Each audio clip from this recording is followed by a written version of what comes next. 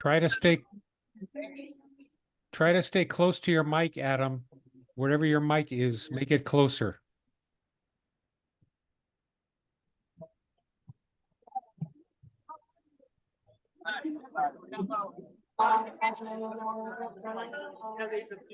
Adam, can you hear me? Adam.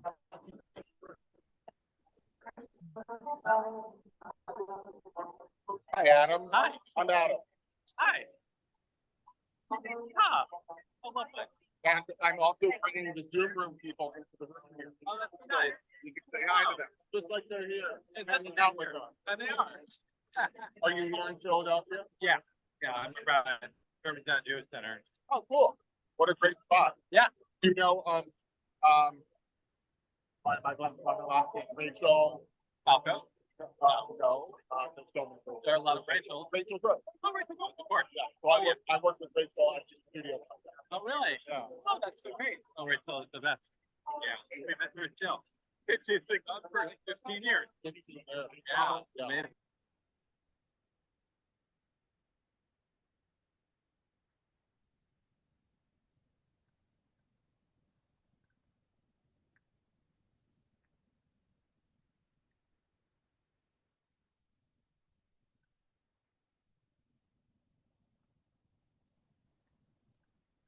Oh,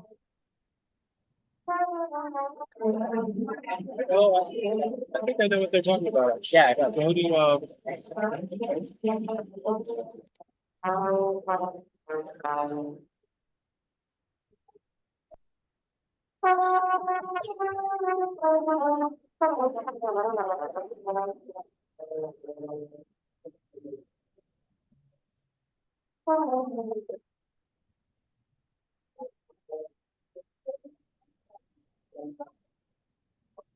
This is impossible, but I'm gonna keep my eyes on him as much as possible. When he's down roaming, you signal to me and be like, This on? "Can Oh. hear." Hello, everyone. Hello. I don't know if you Welcome. Welcome, everyone, to the Hoshanah Rabbah actifest. We love that you are chatting. We love that you are eating and greeting each other. Keep doing that. Eat some more. Visit our altar up here. Make a ribbon blessing for Rabbi Arthur Wasco. And keep enjoying yourself. We're going to start your program in 10 minutes. Thank you.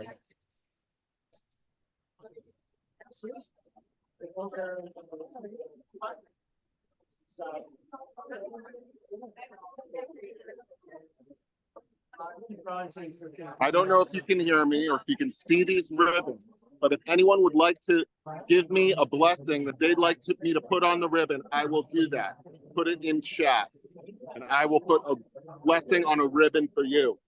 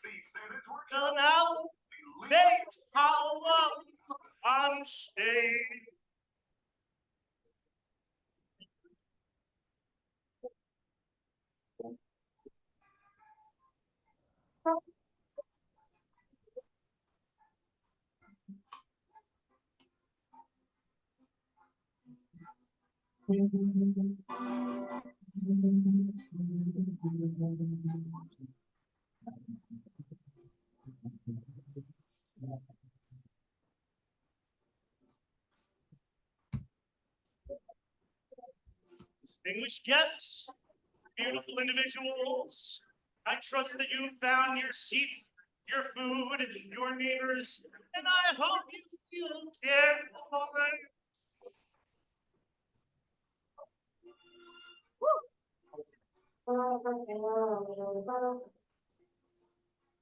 Beautiful guests, wonderful people, behold, I have some words that you may want to pay attention to. If you're feeling so inspired, you can find your seats as the program begins.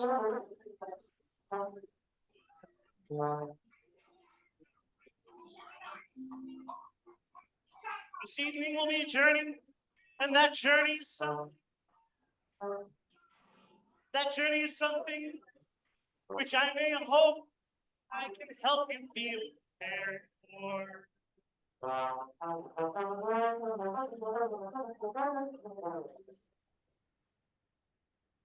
Avail yourself to the amenities we provided, please. Be broad-minded.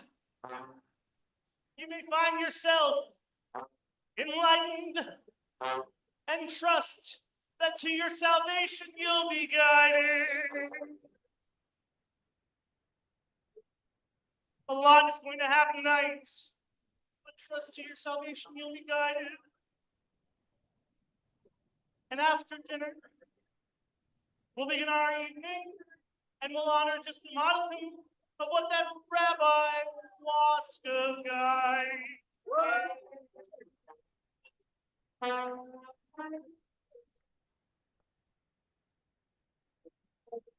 I'm going to give you just a little rundown of the night. It's going to be a curious night. There's so much going on. Following that, we'll celebrate the bequeathment of responsibility from Reb Arthur to Reb Nate, who become the new paragon of dependability.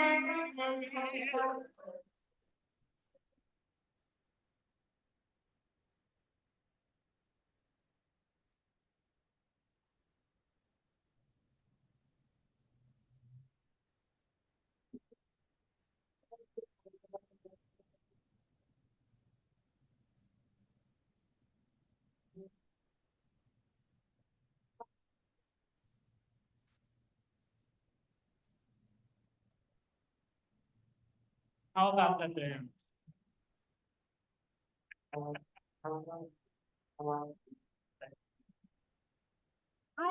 just keep in mind the salvation is the theme. The closing of the gates is not just a silly dream. In fact, we'll get to the bottom of all this salvation stuff. I fear the outcome of our game show may be rough. Just make sure to stick around to the end of this magnificent event. You don't want to be judged to be a malcontent. The gates will close on the game show, so that's our last chance. And then the gates open, celebrate a new beginning. We will put our faith in dance. 4 sections of our night. Here's one last glance. Rabbi Arthur, Rabbi me, and the game show, and then we dance. For now, though, we have 5 minutes to finish eating. And do not falter. You don't want to miss this opportunity to write your blessings for all these ribbons and to adorn our communal altar.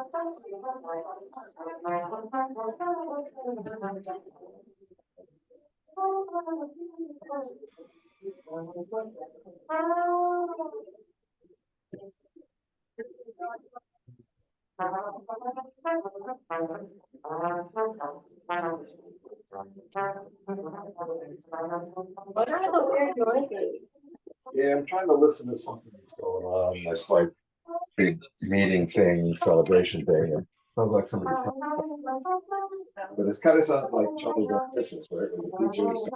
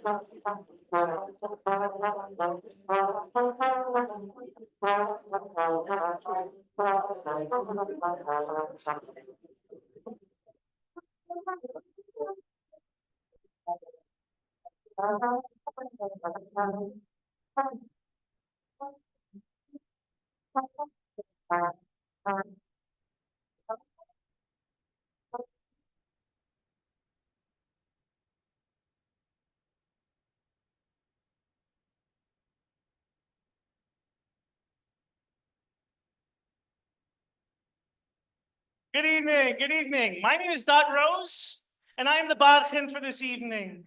And I have a next set of rhymes for you now. C. There we go. You can't possibly know how lucky we are, or maybe you do. It is my singular pleasure and privilege to introduce our consummate MC ritual leader to you. She's the surround sound symphony to a viola in mono. And now your host, Simi Toledano.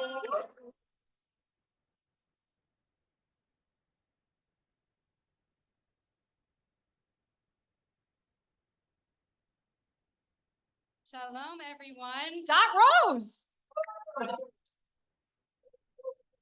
And our amazing band.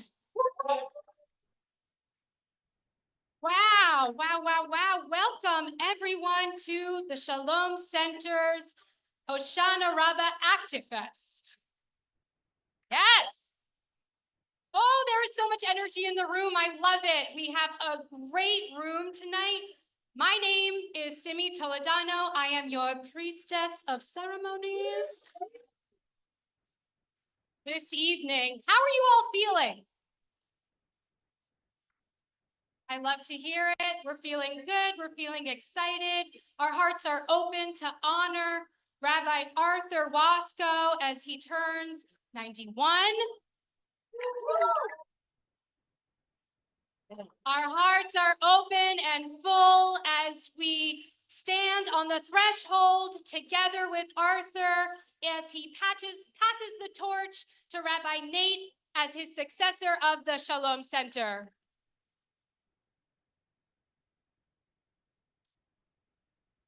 Let's begin with some breathing, shall we? As Rabbi Arthur has written and taught, Yud-He Vav-He is the breath of all life. So as humans embodying the same life force that enlivens the trees, the wind, and the seasons, let's begin and take a collective breath to invoke the intimate and transcendent feeling of oneness of breath. We'll begin with an exhale. Inhaling Yud. Exhale Hey. Inhale Vav. Exhale Hey.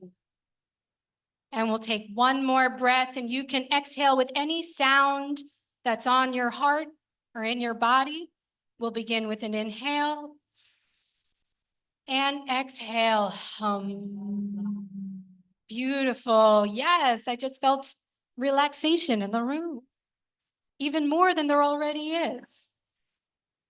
Today is October 22nd, 2024, the 21st of Tishrei, 5785. We've arrived, and we are grateful to be here at Masjidullah in Philadelphia, Lenape-Hoking, the homeland of the Lenape. We also have hundreds of people calling it, over 100 people calling in via Zoom from all over the world. Yes, and they're waving at us. It's like the new Philadelphia portal. They see us, we see them, and we're in different places. It's amazing. We're so glad that you all are here in person and virtually. Tonight, my friends, we are marking the world at a crossroads. In our community, we are honoring Reb Arthur as he turns 91, Bli Ayin Hara, and passes the directorship of the Shalom Center to Rabbi Nate. In Jewish time, it is the 7th night of Sukkot, and we are in the collective frequency of Hoshanah Rabbah, the great or final judgment. After a particularly painful season of reflection and repair, we ritualize the absolute final call of salvation tonight.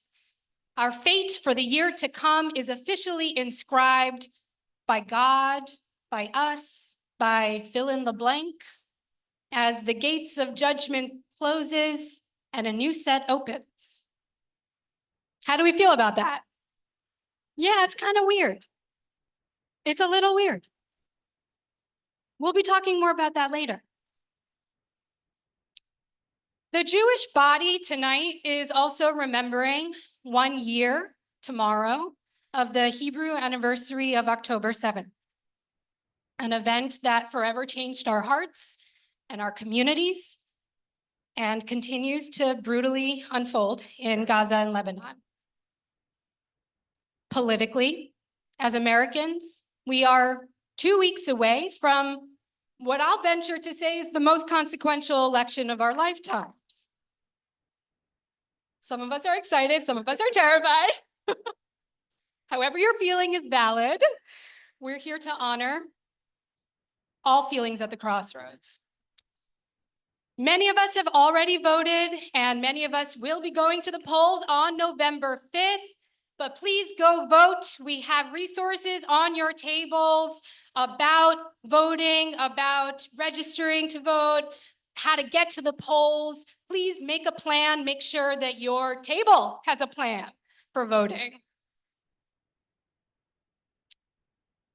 Cosmically, we are at the crossroads. The sun today just left Libra and is now in Scorpio. Yes, we love Scorpio. Scorpio is a really intense sign. Scorpio invites us to embrace the unknown, to build trust in our relationships, to face our deepest emotions, to speak truth, and be on the path of transformation. If that isn't Rabbi Arthur, I don't know what is. And finally, no doubt, personally, we are each on our own individual crossroads in our growth and evolution, in our relationships, in our careers. Raise your hand if you are at your own personal crossroads right now. And look around. You're not alone. We're not joking about the crossroads because it's a collective thing that's happening and it's a personal thing that's happening too. Okay, so this is a strange party to have. I was talking to a friend the other day and I was telling him about this event and I was like, yeah, it's like, it's like an event for the crossroads. We're like closing a chapter and then we're opening a chapter and we're like, we don't know what, we know what we're leaving behind, but we don't know what we're going to yet, really. It's kind of the unknown. And he was like, oh, that's weird. That's interesting. Usually you have a party for either one of those things, but not the transition point of the crossfade, as Nate calls it. And he's right. This event to celebrate the unknown is strange. It's weird to our modern sensibilities, but our ancestors knew that psychologically, it's actually really important to ritually honor threshold moments. The closing of a chapter, and the dancing our way into the opening of a new one that's unknown, that might only be what we're imagining it to be. And that's what we intend to do tonight. The crossroads is also a pretty vulnerable place to be, which is why traditionally on Hoshanah Rabbah, we cast 7 circles around an altar. We cast circles for protection, for magic, for wholeness. In times of transition, we might notice that we grasp a little harder to the familiar. We might notice a fear of death and uncertainty seize our hearts, a phenomenon that Reb Arthur calls heartburn. The crossroads is a place of suspension and potential, change and continuity. It's both exciting and uncomfortable. The sacred pause at the crossroads invites us towards faith, towards courage, and contemplative awareness. It is here that the breath of life beckons us to practice self-care and communal care. We are invited to balance the unconscious and the conscious and summon a grand vision of what we are each and collectively going towards with the conviction that it's already done, or in other words, inscribed. So tonight, let's do some radical imagining of the year to come. As we close the gates on the year that was, we'll be together in connection, in the anxiety of it all, celebrating what was and celebrating what is and celebrating what will be. So the big question tonight is, will we be saved? I'm confident. I don't know. The clock is ticking though. The gates are closing. So together we will contemplate these questions. How do we save us? How does Yud Hey Vav Hey save us? And what is saving anyway? What does it actually mean? Like salvation? What is that? What I do know is that we do have an incredible program for you all tonight that will include ritual, an award, speeches, a game show, live music and dancing, and of course, birthday cake. So thank you all for being here. It's such a pleasure and an honor to be here. And it's also an honor to invite the honored celebrant, Rabbi Arthur Waskow, to lead us in the Shehechianu and the blessing for immersing ourselves in Torah. Dot will be coming over with a mic to you, Arthur. Thank you, Dad. I love what comes and I love what goes. I love what comes and I love what goes. I love what comes and I love what goes. I love what comes and I love what goes. I love what comes and I love what goes. I love what comes and I love what goes.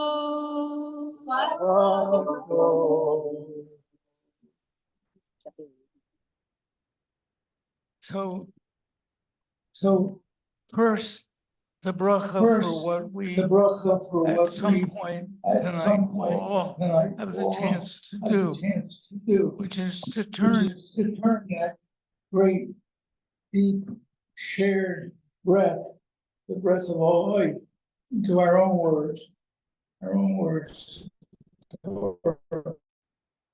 or at least anything toward wisdom.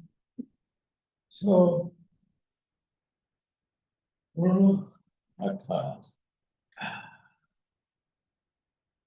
Blessed is the breath of life, who invites us to make connections between us and with the breath. Herself, himself, their self, that breath.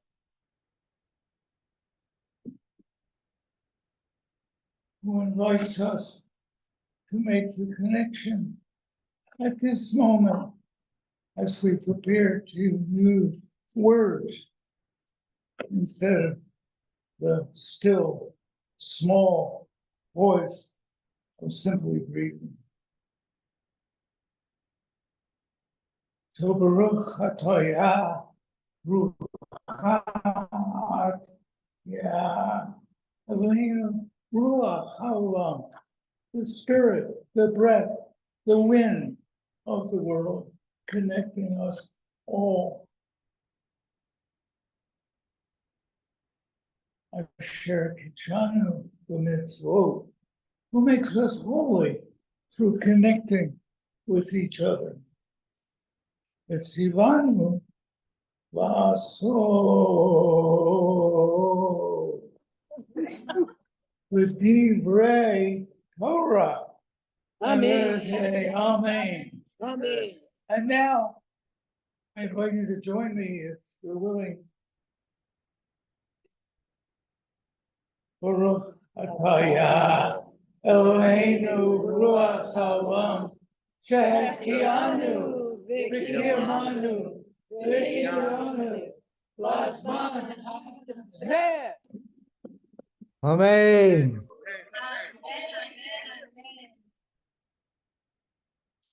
Thank you, Reb Arthur. What an honor to be in connection with you all in this holy breath that we all share. We are deeply grateful to our friends here at Masjidullah for hosting us so generously and so warmly this evening. Let's give a round of applause.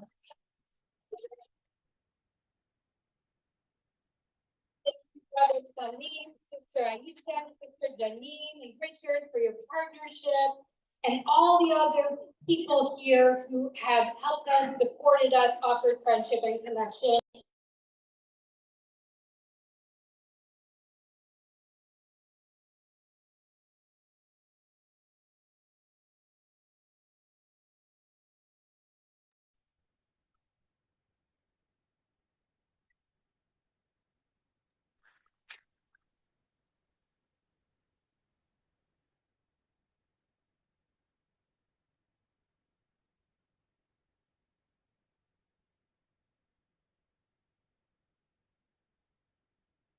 Shalom alaikum. Assalamu alaikum. Peace. I'm Imam Abdul Halim Hassan, and on behalf of our resident Imam, Imam Idris Zavir, and the believers here at Masjidullah, in the center of human excellence, we welcome you, and we can think of no better person, no more excellent human being than my rabbi, Arthur Waska, celebrating his life, his legacy, his scholarship, and his service of social justice work that he's been doing for years and years and years. We are so happy to have you here. At some point, you need to talk to some of the believers here and find out about the history of our masjid. This masjid was once a synagogue. It was Mount Sinai Synagogue. It was also a church, and now it's a masjid. So it's true interfaith, and we do a lot of true interfaith work here. And I came in and I spoke and I said, "Hey, Rabbi," and 18 people turned around. So I've never seen as many rabbis in one place at one time in my whole life. So we're grateful to have you all here tonight. We want you to enjoy yourself, have a great time. And as we pass the baton from one great man to a future great man in Rabbi Nate, thank you all for coming out.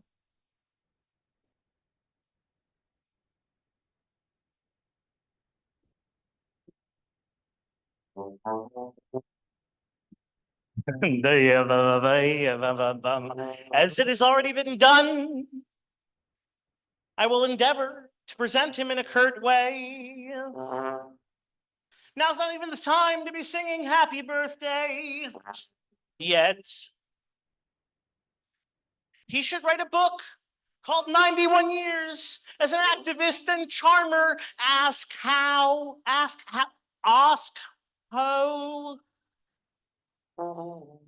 This next section of our evening is dedicated to the singular beloved Rabbi Arthur Waska.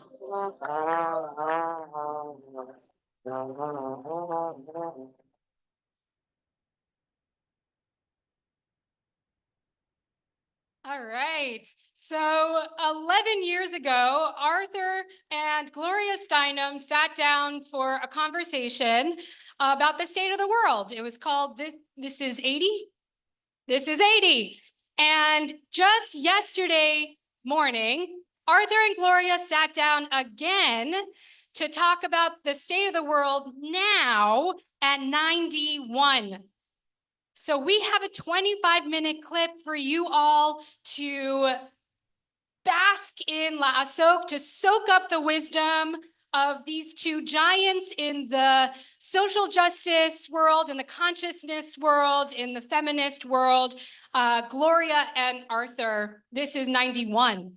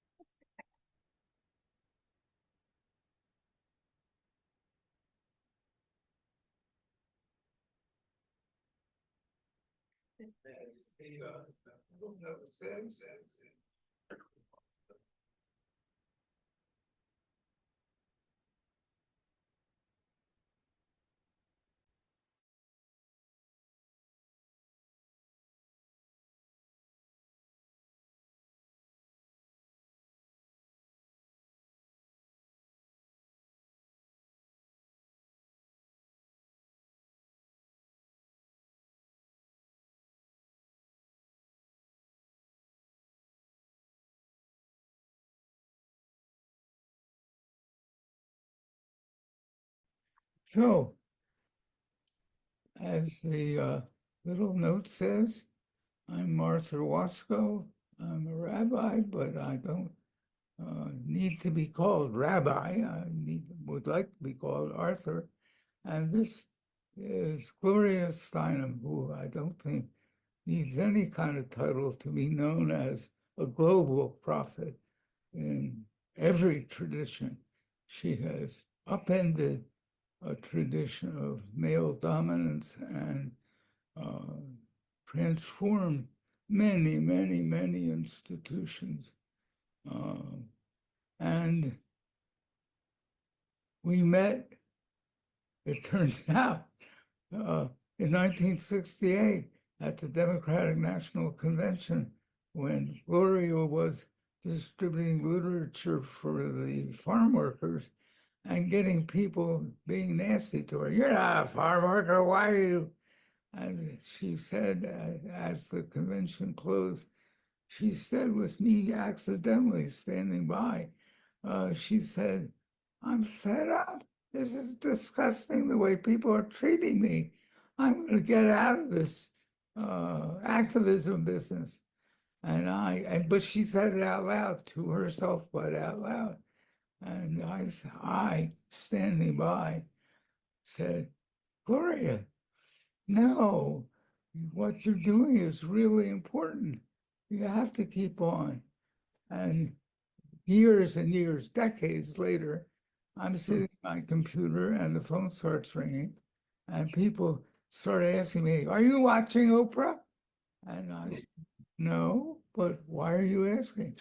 And they said, well, Oprah's just interviewing Gloria Steinem. And she asked Gloria, is there a moment you remember in all this extraordinary life you've led that really made a difference? And Gloria said, well, and told the story I just sort of told. And she said, so there was this guy who I didn't really know, but I got his name. And he said, keep on, and it moved me and drew me to keeping on. And we haven't been in touch ever since 1968. So people kept calling up and telling me, hey, you gotta. So I called Lenny Cotton Pogrebin because I didn't know how to reach you, but I knew how to reach Letty and said, well, can you put us in touch? 15 minutes later, the phone rang and it was you on the phone. And we met and we agreed to have, this is what 80 looks like, riffing on when you said some reporter, when you turned 40, said, you don't look 40. And you said, I've absorbed all this stuff. you're an incredible hero for me, a prophet for me. So you said, huh, this is what 40 looks like. We've been lying so long, nobody would know. Wow. Wow. Incredible. That's interesting. I think, I'm not sure, but I think that's one thing that may have changed since you and I were at that Chicago convention floor. I think women are lying less about their age. Uh-huh. I'm not 100% sure. We'll have to do a survey, but I hope we don't feel we have to do that anymore. Great. Great. That would be a really, it's like an index to change that nobody would think of, but you. Well, actually, now that you say that, I was, because I'm 90, okay, which makes you think about how long there is left. I tried to research online the oldest woman in the world. And I found a woman in the Himalayas who's 130. Wow. At least she says she's 130, right?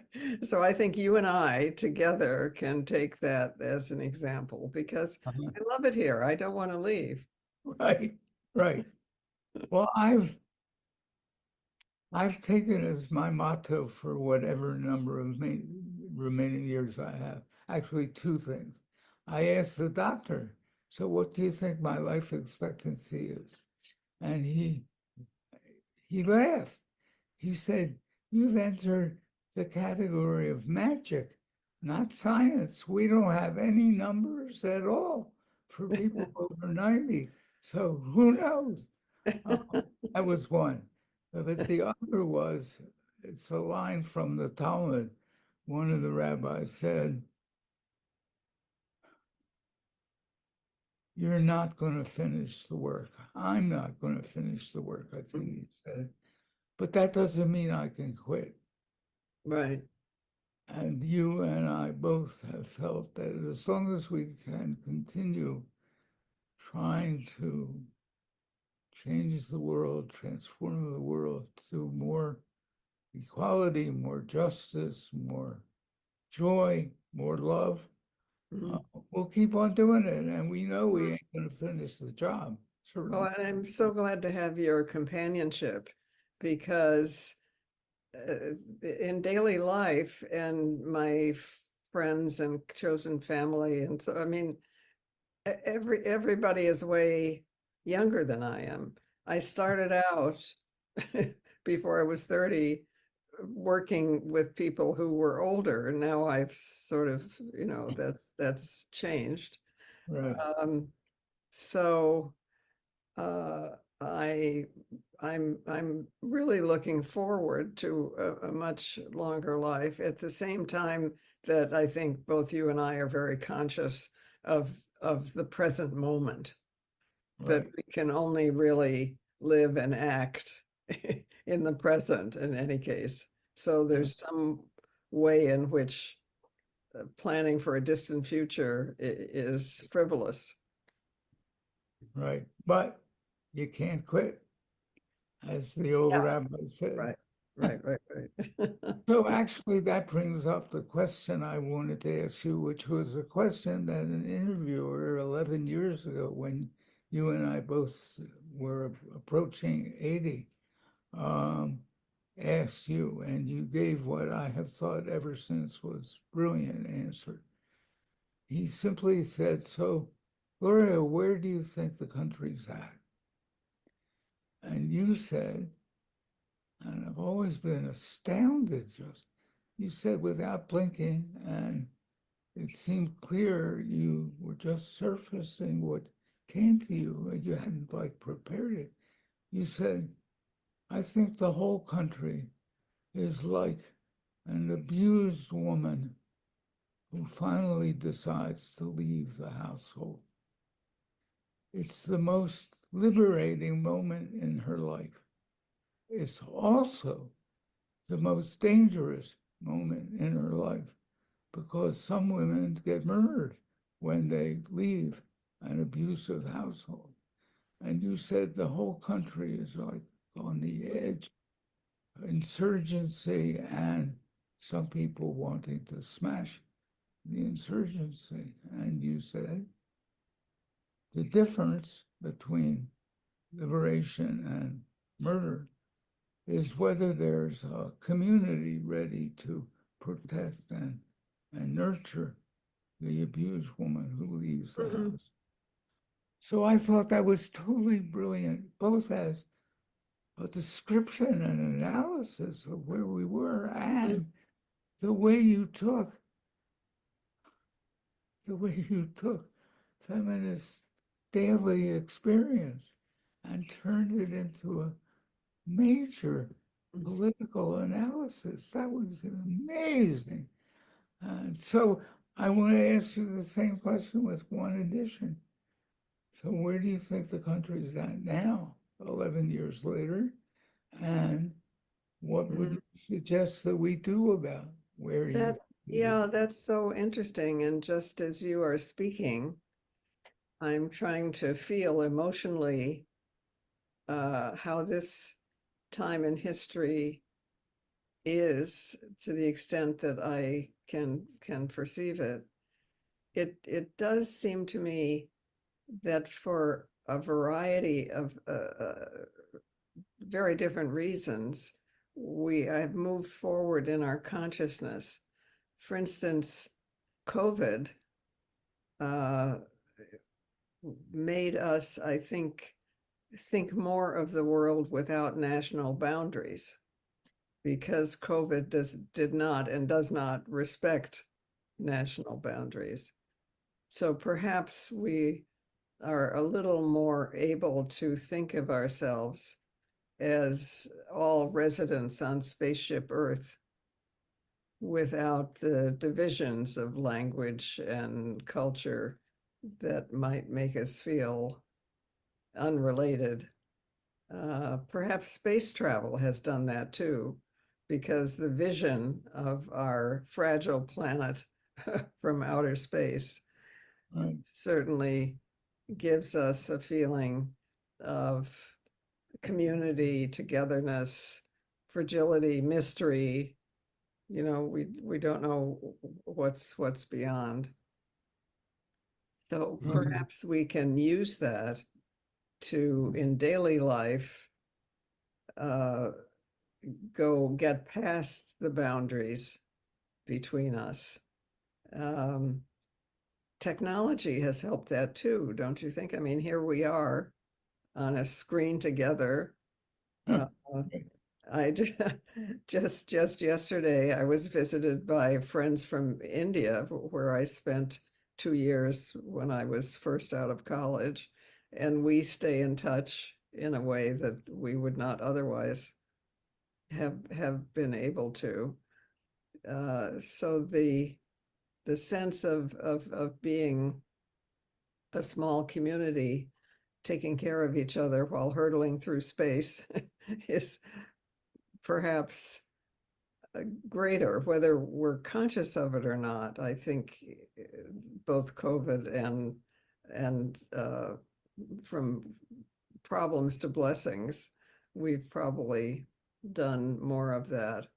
And I hope also we are less into divisions and adjectives, that is, race, which of course there's just the human race. There's not actually different races, or gender or class. That those divisions, I think, have diminished since you and I were standing on that Chicago convention floor together. Right. Where really even the expression of different racial groups was controversial. Right. Thanks to a very conservative mayor of Chicago, if I remember correctly. Right. Right. And yet, so I think you're right. And yet, just under, I think, under, maybe not under, half the country is ready to vote for someone who makes a whole career and it's not only a career, it's his own personality as president that plays with those differences and talks about immigrants and especially, but not only, Black immigrants from Haiti, with contempt and expects to gain votes by doing that. So what would you say, given what you're saying about, like, that's the liberating and dangerous moment? What would you say? Yes, well, I mean, Trump is a reality. Kamala, hopefully our president, is also a reality. And nowhere is it written that the result will be what you and I hope. So we have to be aware of that. I mean, especially for me, for instance, because I'm here on the island of Manhattan, where 98% of people are against Trump because we know him. I need to always remember that he is obviously popular in other communities and standing for a return to the past, for racism, for the supremacy of wealth, whether it was earned or not, right? So it's a question of consciousness and also of our need as communal animals. It's very important. It's so great for me to see you and to talk with you because it's the companionship of hope, of realizing that there are communities of people everywhere who share what we are sharing and can move forward together. I always try to think of it in daily terms. So my question to myself is, are my meetings, do my meetings look like the country? Are they as diverse as the country is or as possible for the subject at hand? And to realize that that's a gift. Diversity is a gift. We don't learn from sameness. Hello. We learn from diversity. And if we're looking around the room and not seeing that, we're being deprived ourselves of learning. Nice, important, nice. So in a way, the work I've chosen to do for the last 60 years or so has been in a single community, the Jewish community. We are trying to recognize its inner diversity, racially, economically, etc., more. And again, yet, we've seen an example of what claims to be the Jewish government of a Jewish state committing massacres on another people, even though the ancient stories say that they were both peoples were children of Abraham, and Sarah on the one hand and Hagar on the other. And yet,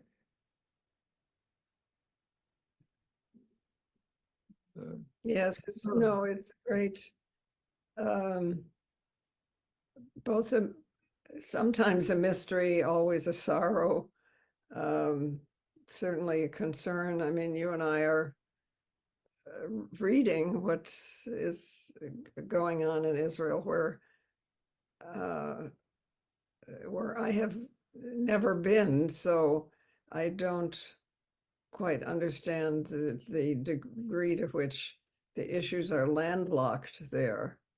That is, they're actually not necessarily differences of spirit or hope for our human future, but they are contentious in a way that's intimate, very intimate. Right. So that this past year at that level has been very depressing, soul depressing, not just emotion depressing for me. And it's taken a while for me to get past the sense of what happened to, okay, what should happen next. So, and let me ask one last question. Are there any specific things you would be urging people to do as we face that dangerous, liberating moment? It's a mix, isn't it? Because I mean, I would hope that each of my days reflects some effort, energy, something to cross boundaries. I mean, I live on the island of Manhattan, right? So I put a big sign in my window for Kamala. So I thought at least my neighbors, I could campaign with my neighbors. I use my living room as a space for meetings. We don't have enough space for ordinary meetings. I try to remember that in a meeting, it's the best, in my experience, to sit in a circle, not in a hierarchy, and to make sure that, that we're all speaking. Actually, my dear late friend, Wilma Mankiller, who was the chief of the Cherokee Nation, was very helpful with that, because in every meeting, she gave us a talking stick to pass around, and you could speak when you possessed this the stick, but then you passed it around. It helped in creating a kind of spontaneous democracy, at least in the groups we sit in.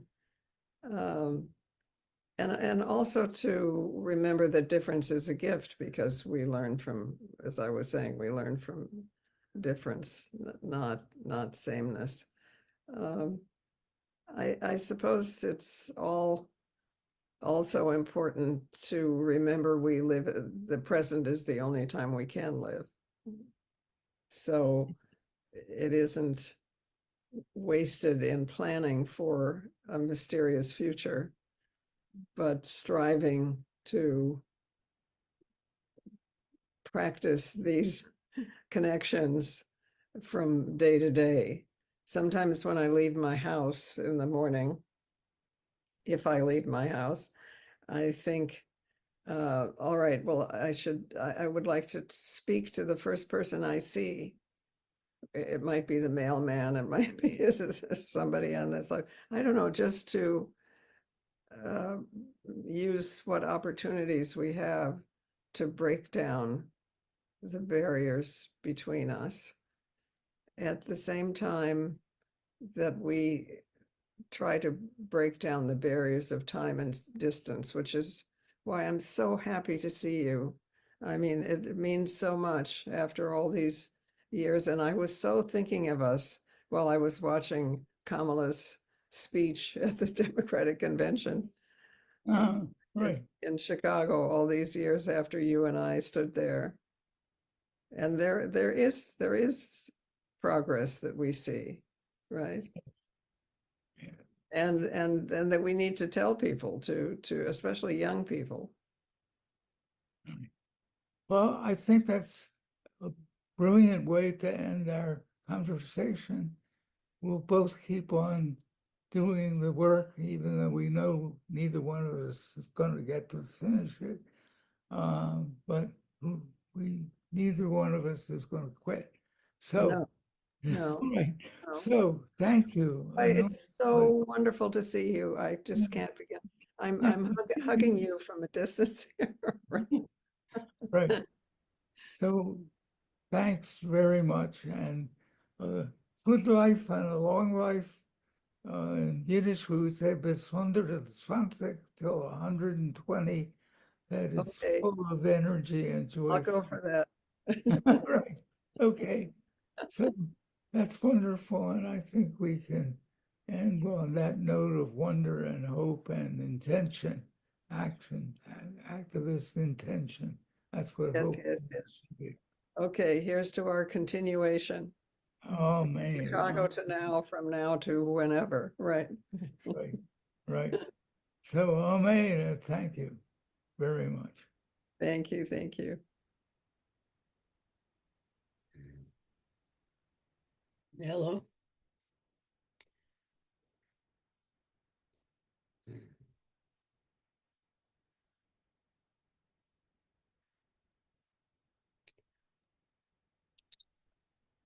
Wow.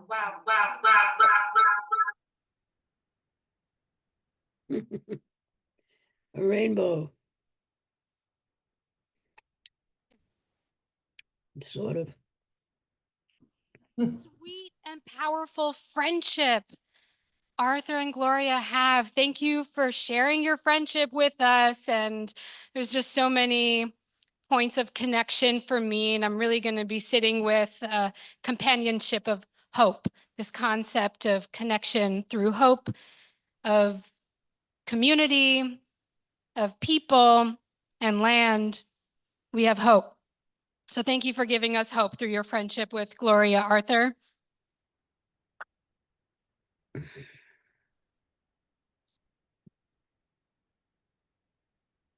I'd like to now welcome Suji Min Miranda, Pesach Lev Zietz, and Rabbi Jeff Roth from Aleph Alliance for Jewish Renewal to present Rabbi Arthur with the Living Prophet Award. Arthur and Phyllis, this is your cue to come on stage as well.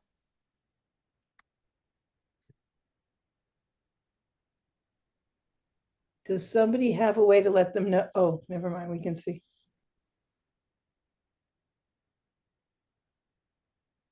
The video's back. Yep.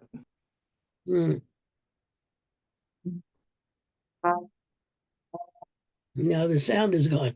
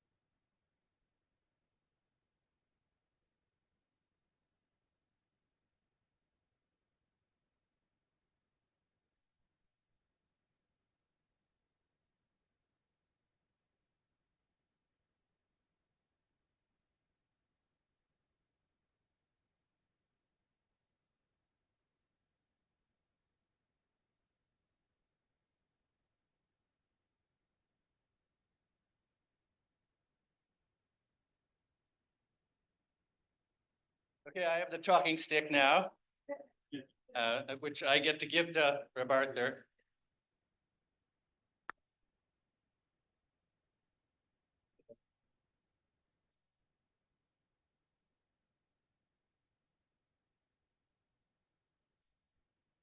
Good. How's this better? Yeah. Okay. I have the talking stick. So, but I'm not going to talk so much.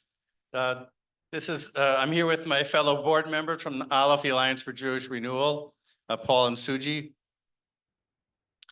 For me to get to do this is actually one of the most meaningful moments of my life, to get to do this.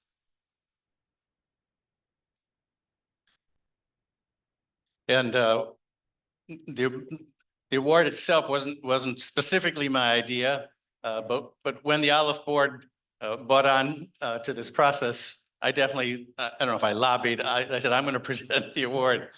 So I met I heard about Reb Arthur in 1977. I think I just come back from Israel. I was interested in Judaism, but I was really interested in social justice work. I wasn't that interested. I didn't know anything about spirituality. I didn't meet Reb Zalman until a couple of years later. And somebody said, handed me Reb Arthur's book, God Wrestling. See, I'm getting old now too. So somebody handed me God Wrestling and said, this is a book you should read, because they knew what I was interested in Jewishly. They said, you should read this book. So I read it in 1978. I happened to be getting ready to go be a Jewish summer camp director the following year. I went to the Chavurah Institute in 1979, and Arthur was there. So I got to meet Arthur in person. And at that time, the reason I met him at the Institute was because there was a meeting to create a new Jewish agenda. So that's how long I've been involved with Arthur. And this isn't what I thought I would say tonight, but I'm so moved by what we just saw. Like Arthur is still my teacher. I mean, I've been in a men's group with him for the last 45 years too, but he's still my teacher. He's still a model. And so is Gloria in that sense. I have been thinking a little bit, I've been using the word retired, you know, it comes up in my thoughts and in what I'm going to do, you know, what I'm doing with my life. And I realized just watching right now, that totally changed that idea.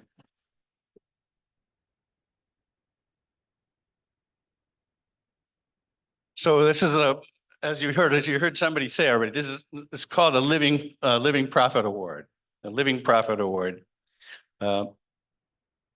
So, which is really different than a lifetime achievement award. This is not which you would deserve. You would deserve a lifetime achievement award, but you don't get off that easy because there's nothing past tense about this. This is we're going about to hear now from a living prophet, and that's enough for me.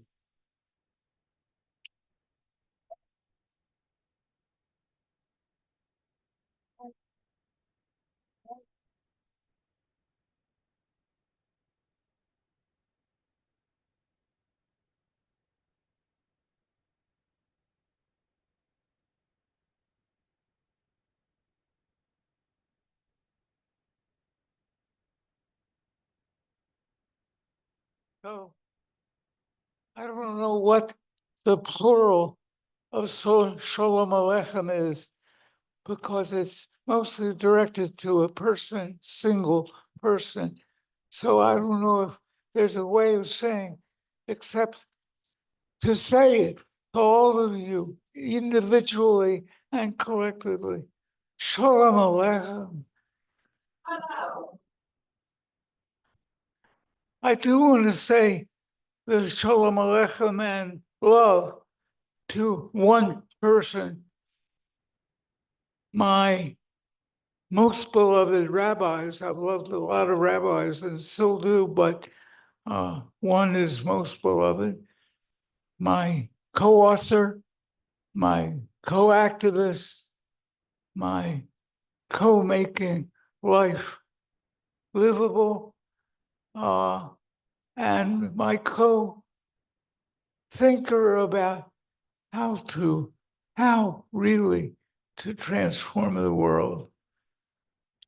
That's Rabbi Phyllis Berman.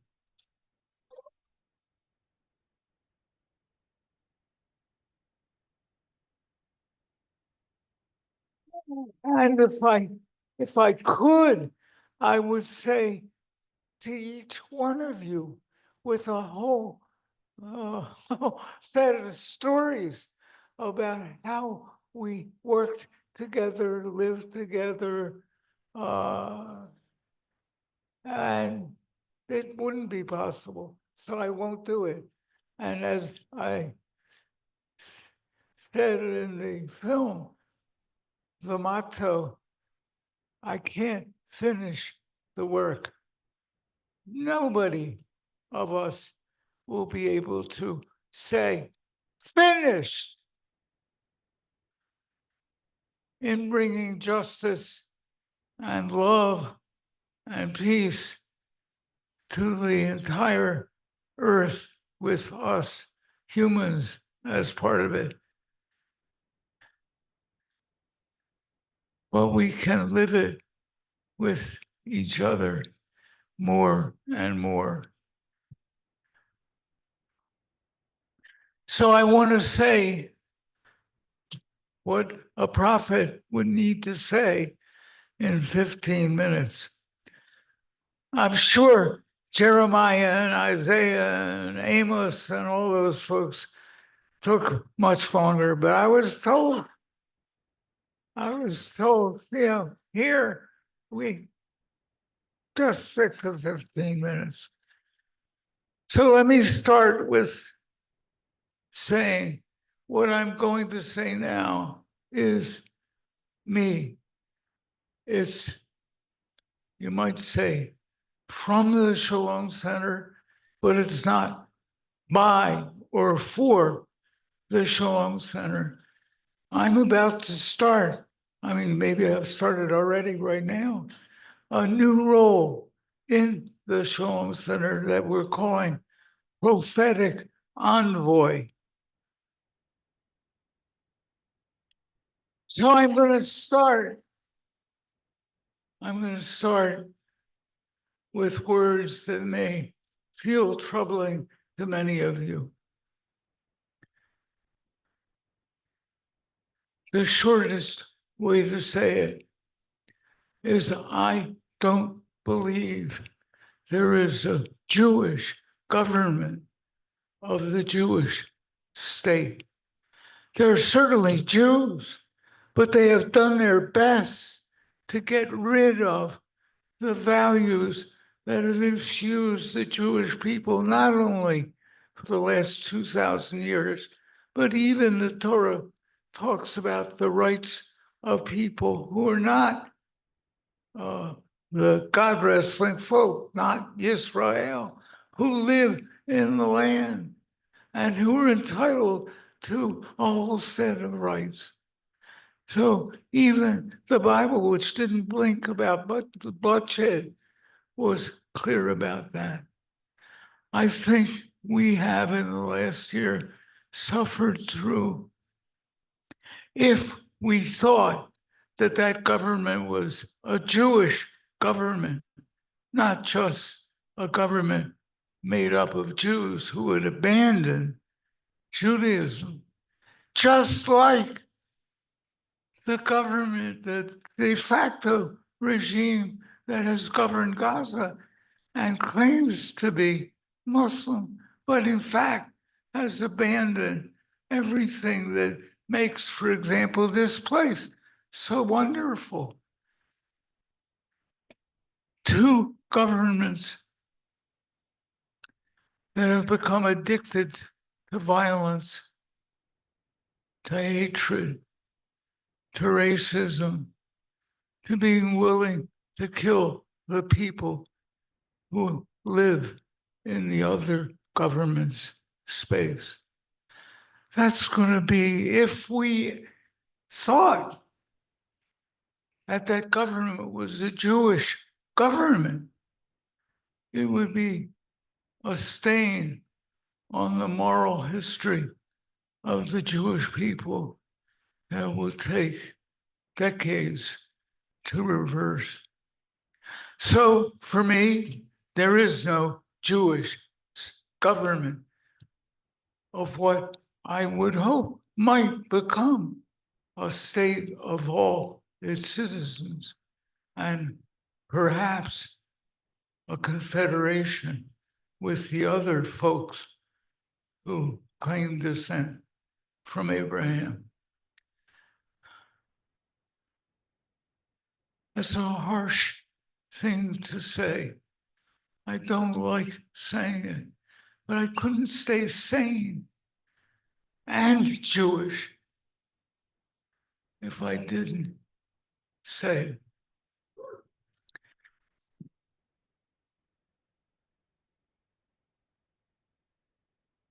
So that leaves the question, what do we do? And many of us have devoted themselves in the last year to trying to move the government of the United States to be serious American, which, you know, I lived through the US war against Vietnam. I lived through the US war against Iraq. I lived through the US destruction of the democratically elected government of Chile. So I think that it's not that the state that calls itself Israel is worse than other states on the planet, not worse than the US in the last generation, and now still not worse than Russia invading and destroying huge hunks of Ukraine, not worse than China in Tibet or with the Buddhists of Tibet and with the Muslims, Uyghurs. But that doesn't make the state or its government Jewish in the deepest sense. So what do? Okay, so some people have taken Jewishly the obligation to try to get the United States to force an end to the massacres in Gaza. But there's another really crucial way to respond. And that, I think, is to invent a new kind of prophetic diaspora Judaism. What does that mean? It means looking around at each other and saying, we have a vision constantly evolving and growing. We have a vision of a world, a country and a world, and an earth of justice and love. We even have an extraordinary piece of Torah for the whole next era of our living, way beyond individuals like me who ain't gonna last that era. We have the Song of Songs, which is filled with love between human beings. And I think just to prove the song itself doesn't want you to think this is utopia perfect, there's an incident or two in which there is some violence in the Song of Songs. I think to say, look, the world we're used to is full of violence, and there are occasional moments of love, peace, justice. In this world, which we can in fact make, there are a few instances of violence, but mostly the world is of love and justice and peace.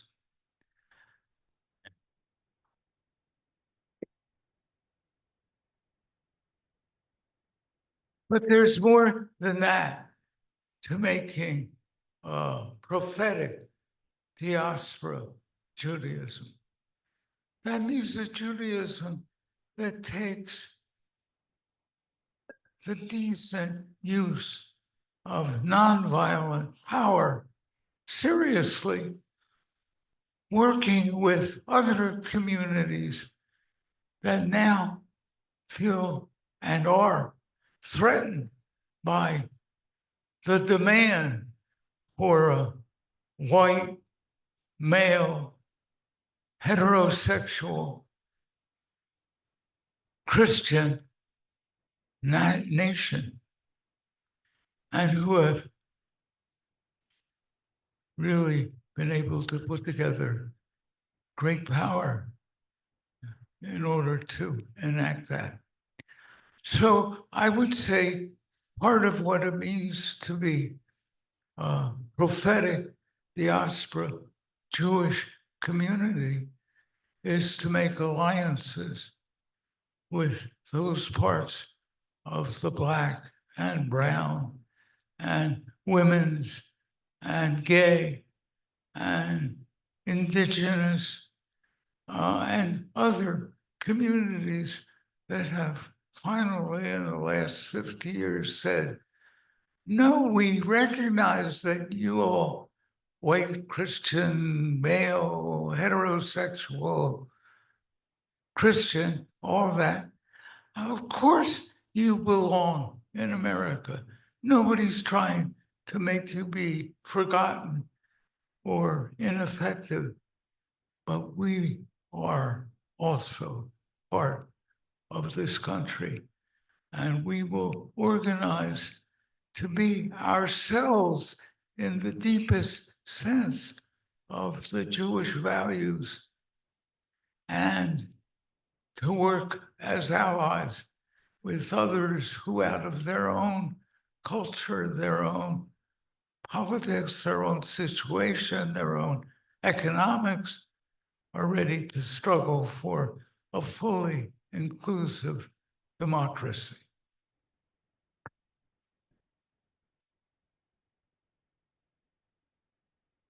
So in the Shalom Center, that has already meant that we have begun to invent what we call actifests, activist festivals, taking the festivals not only for visions of the past, visions of triumph, of survival, of making new and transforming the old, but making the festivals also about the future. And so what will it mean to take Isaiah's extraordinary Haftarah about Yom Kippur? You think just hanging your head down and mostly just hanging your head down, maybe wearing sackcloth and ashes, you think that's the fast I was talking about? No, that's not the fast I was talking about. The fast I was talking about was food for everybody. What would it mean for us to take that not as a really nice Haftarah to chant in the synagogues on Yom Kippur, but to act on, whether on Yom Kippur or the next days or the days of Sukkot? What would it mean to take those days? What would it mean to take Tisha B'Av when traditionally we're mourning the destruction of two incredible buildings that were deliberately intended to be microcosms of the planet, and where God, whatever you thought God would be, I think it's the breath of life. I think if you try to pronounce Yud Hey Vav Hey instead of saying Adonai, which doesn't make sense at all, if you really try to pronounce Yud Hey Vav Hey or YHWH, you'd get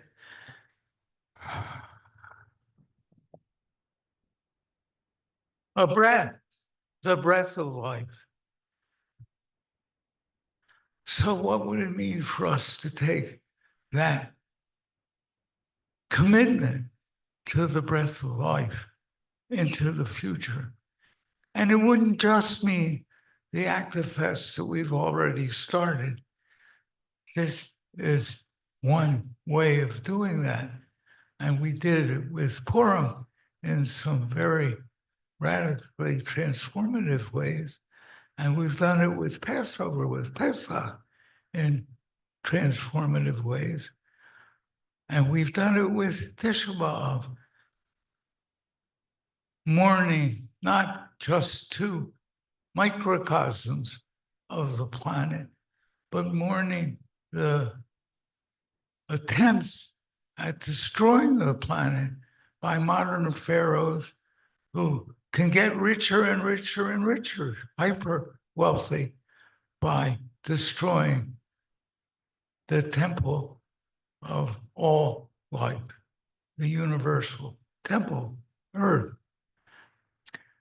But there's more. Should we be rethinking how we recreate what happened in the 70s?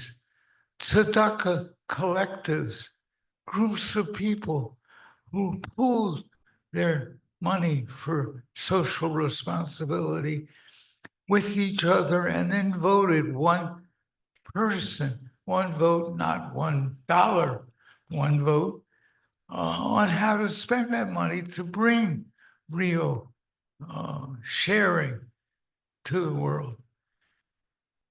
Do we think that a prophetic diaspora Judaism should reopen the question of who our prophets is? Sorry about that. And it's too far away for me to stop it. Oh, but it stopped. Okay.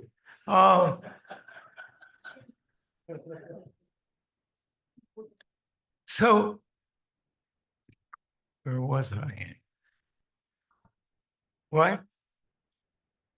Oh, right. Reopen the question. Who is a prophet? Is Martin Luther King a prophet? Should there be a Haftarah for Martin Luther King? For Abraham, Joshua, Heschel? For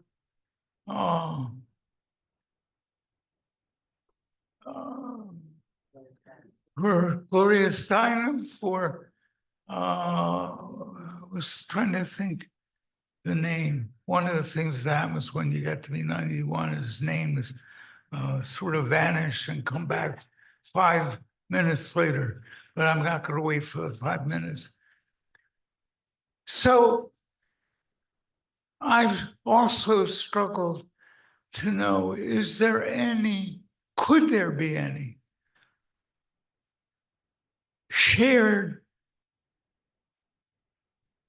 activism of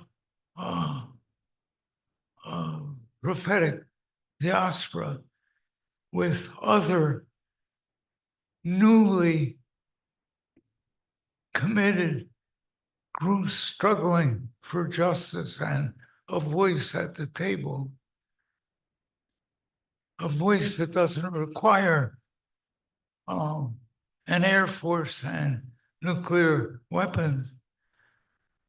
And what occurred to me, interesting, what occurred to me was the poison that is afflicting American society more and more is the poison of investing insane amounts of money in the military budget and in especially plans that are now afoot to make more nuclear weapons than the thousands that are already in the American arsenal. Crazy. And more of them and more intensive power in each of them. So I invite you to think about whether a campaign on, and I certainly won't live to see it finished, and maybe many of us in this room would not, but a campaign to make sharp reductions in the military budget and put that money to life, put that money to child care. It's shameful. The United States, richest country in the world, doesn't have a child care program like a number of European countries. To put that money into public education, which is getting starved by people who don't care about it because they're too rich to bother. So that's what I hope to be able to put out on the table as prophetic vision, that we have to take the lesson of what went wrong in what was a totally decent, at the very beginning, before statehood, totally decent effort at creating a Jewish community, and made mistaken judgments, wrong judgments. And I understand why. I understand what it's like to be traumatized. I understand that. I felt at least semi-traumatized this last year. So that's the best I can do at this moment. I hope to learn more and learn more whether people think that what I've described is the important way for us to move, to recreate, renew, transform a Jewish community that takes the deepest values of the Jewish people and the Jewish history into the future. I've spoken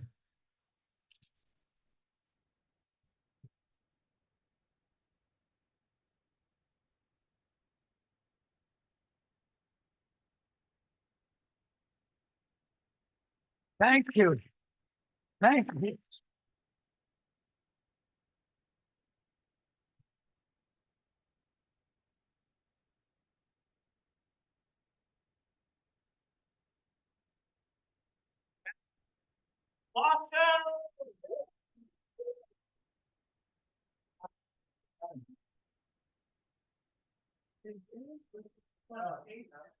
All right.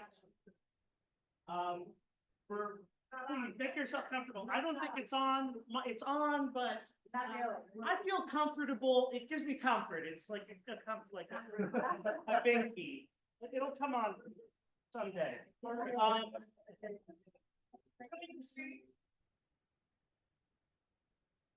on to the next portion. Right here. There's another microphone over here.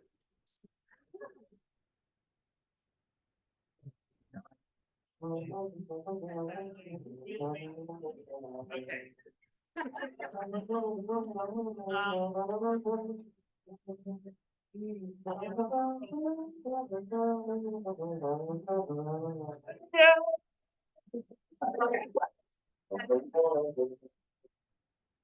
Yeah.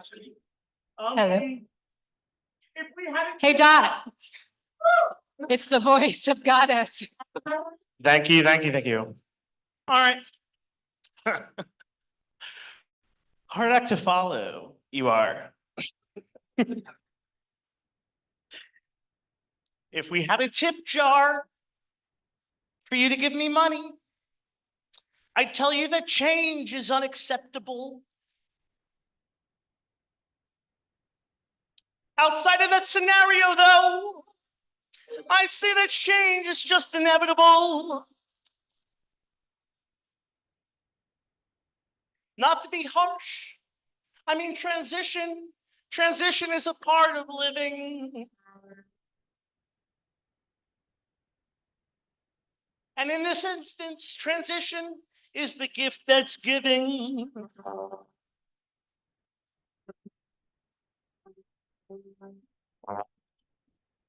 Hoshanah Rabbah. Which is to say, we're blessed with Rabbi Nate DeGroot. He's astute. He's a hoot. Cute to boot. And one cannot dispute. These are not even his finest attributes.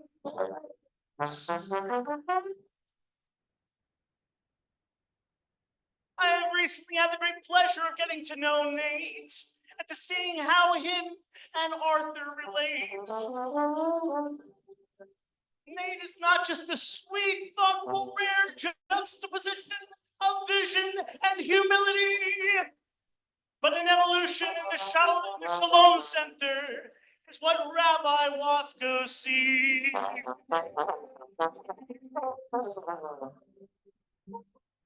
And I have to admit, I get it.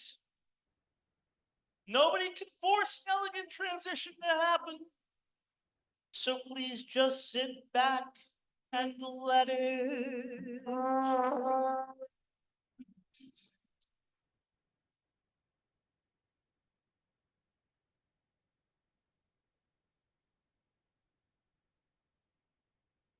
Okay, that was amazing. Thank you, Dot. Thank you, Arthur, for your prophetic words and channeling. It's very powerful to receive in your presence. Thank you, Nate, for being here. You made it. We made it. We've reached this moment. So as we know, Rabbi Arthur is retiring after 41 years as the director of the Shalom Center.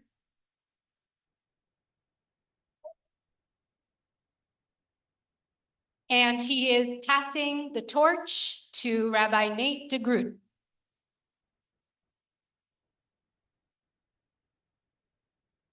It is a significant transition that requires presence and care and blessing. Our ritual this evening will be the passing of the lulav.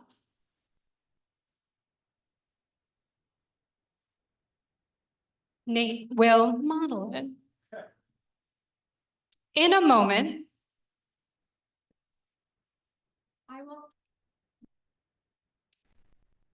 our mics are also at the crossroads. In a moment, I will ask Arthur to shake the lulav in all 6 directions and pass it to Nate, who will also shake it in all 6 directions. Excuse me, 7. I started with 7 and then, yes. Inward, yes, I got you. Thank you. It's in my notes. This lulav is special because it is a hybrid lulav. It is a combination of leaves and branches that Nate and Arthur harvested today, this morning, together, and also the ancient plants that were transmitted to our ancestors and that we have done from generation to generation and included in the lulav. This lulav, needless to say, is imbued with the energy of trust, connection, respect, and integrity. The Zohar teaches that the waving of the lulav and etrog in the 7 direction draws down divine blessings, particularly rain and sustenance, which nourish and sustain the world. The invocation of the directions remind us that Yud-He, Vav-He, the breath of life, is truly everywhere.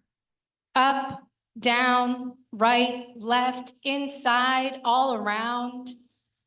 And tonight, at the crossroads of Arthur's farewell and entrance into prophetic envoyship, and Nate's induction as director of the Shalom Center, we acknowledge both change and continuity of the direction of our beloved community center.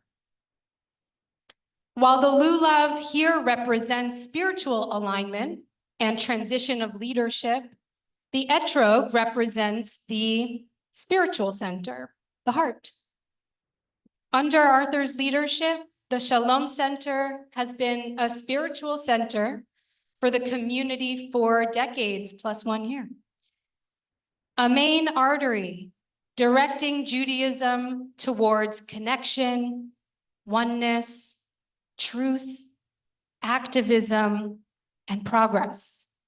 It is an external manifestation of Arthur's spiritual center, his heart.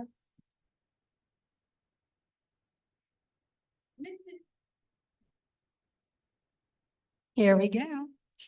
Mystically, each and every one of our hearts is a spiritual center for all of eternity, not a specific amount of time, like 41 or 91 years. It's the everlasting love. I'd like to ask us now to place one or both of our hands on our hearts and keep it there throughout the ritual. May our hearts and minds open to love what comes and love what goes. May this ritual passing of the lulav draw down abundant and nourishing blessings of goodness, life, and shalom for our community, for Philadelphia, for this land, for the world. May we all lovingly witness the completion of Arthur's tenure and guide Nate as he ushers us into the next era of the Shalom Center from his heart. Praise is the one breath of life. Let us breathe in Yud and breathe out Hey. Inhale Vav and exhale Hey.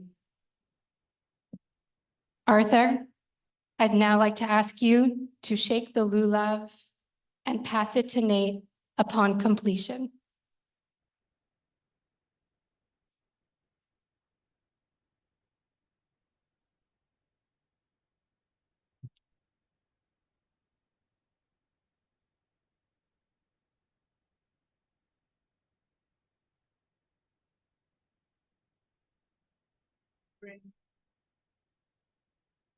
We bring the traditional 4 species and species of the lands where we live now that Nate has harvested, truly harvested.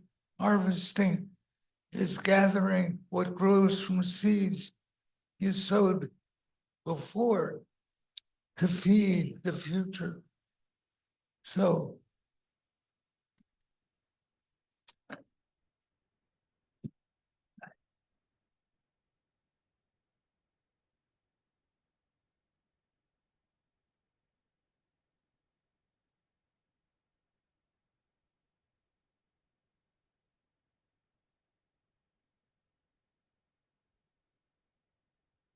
I give you the luau puck, the luau puck, to echo the really decent. And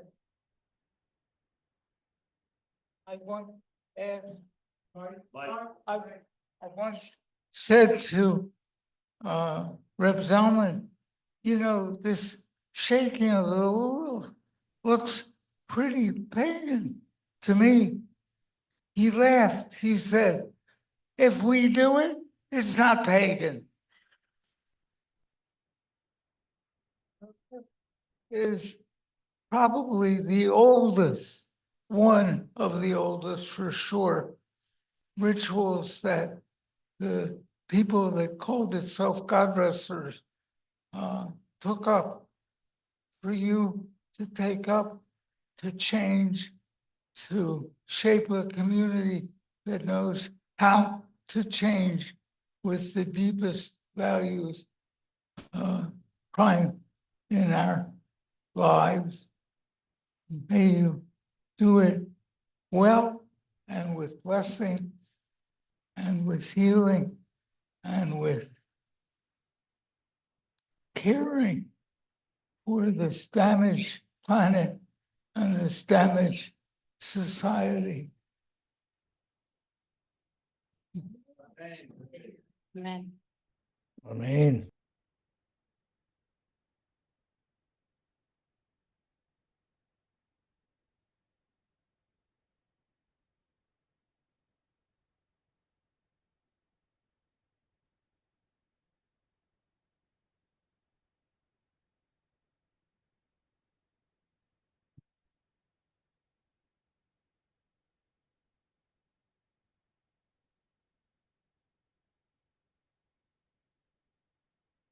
Blessed is the breath of life who gives us the Torah of truth and planted eternal life within each of our hearts.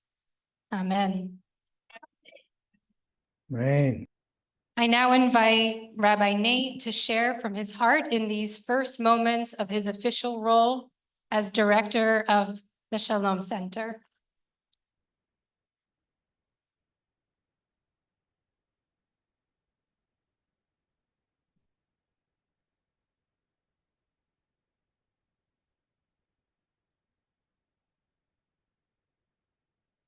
An email came across my inbox probably around this time in 2021. the job description for a 6-month temporary national organizer to work alongside Rabbi Arthur Waskow to mobilize a Passover fossil fuel finance campaign. Arthur, at that point, I think I just turned 88, and I figured I might never have an opportunity like this again to work closely with Reb Arthur. So I applied, and I was very grateful that he wanted to hire me. I live in Detroit. Arthur lives in Philadelphia. We had only Zoom calls for a couple months in the early stages of organizing what we called Exodus Alliance. And less than 2 months in, Arthur asked me to join a Zoom call with him one morning. And he started the call in Yiddish, which I don't understand. He translated it for me, which was helpful. And in English, he said, humans plan and God laughs. But humans still plan, and my plan, he said, is to continue to be director of the Shalom Center until I turn 91. He said, I want to celebrate my Shemitah Bar Mitzvah birthday, 7 times 13. And he said, and I want to know what happens in the 2024 presidential election. And then he said, I would like you to succeed me as director of the Shalom Center. That was my reaction. I was deeply humbled, incredibly honored, very excited. And I also felt like it was a completely nonsensical request. Because Arthur and the Shalom Center have been synonymous since its founding. So what does the Shalom Center even mean after Arthur passes the torch? That question is the question that I would begin to pursue with Arthur, with our board, with community members for the next couple of years, asking the question of what is the Shalom Center after Arthur has passed on his inheritance to the next chapter. In this iteration of the Shalom Center, rooted in Arthur's legacy and sprouting forth from it, we are reimagining Jewish holidays as portals for public prophetic action. And through actifests, we are building a national movement of sacred justice rooted in the Jewish calendar cycle.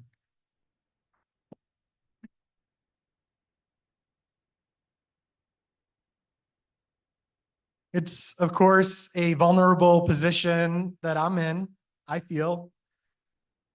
Shalom Center has forever been intertwined with Reb Arthur and with his ideas. Now we are offering new ideas, ancient and new ideas. And they're not just my ideas, they're our ideas collectively. The vision that we are pursuing will require all of us in all of the different ways that we can show up. Because the task is so great, it will require our collective prophecy. When Arthur describes why and how the Freedom Seder has made such an impact in the decades since he wrote the Haggadah and helped organize the Seder, he borrows a metaphor from chemistry. Some of you might have heard him speak about this before, where a single seed crystal dropped into a supersaturated solution crystallizes the whole solution. That's our work at the Shalom Center, to discern the seed crystal for any given moment for the supersaturated solution of society wherever we might greet it. What's the seed crystal we need now that will crystallize and crack open portals into greater wholeness? And then, how can we celebrate and observe our holidays as an embodiment of that wholeness? which is exactly what we are trying to do tonight. Hoshanah Rabbah, the great Savin, the cosmic crossroads. So speaking of which, I want to extend such deep gratitude and appreciation to the team who is helping to make this actifest happen tonight, to Simi, our ritualist, to Dot, our Badithin and band leader, to Adam Kerbel, our production manager, Tikkun Olam Productions, who is live streaming this right now, and to all of you for being here, to everyone else, sound and band and tech and Masjid Ula and everyone who helped make this possible.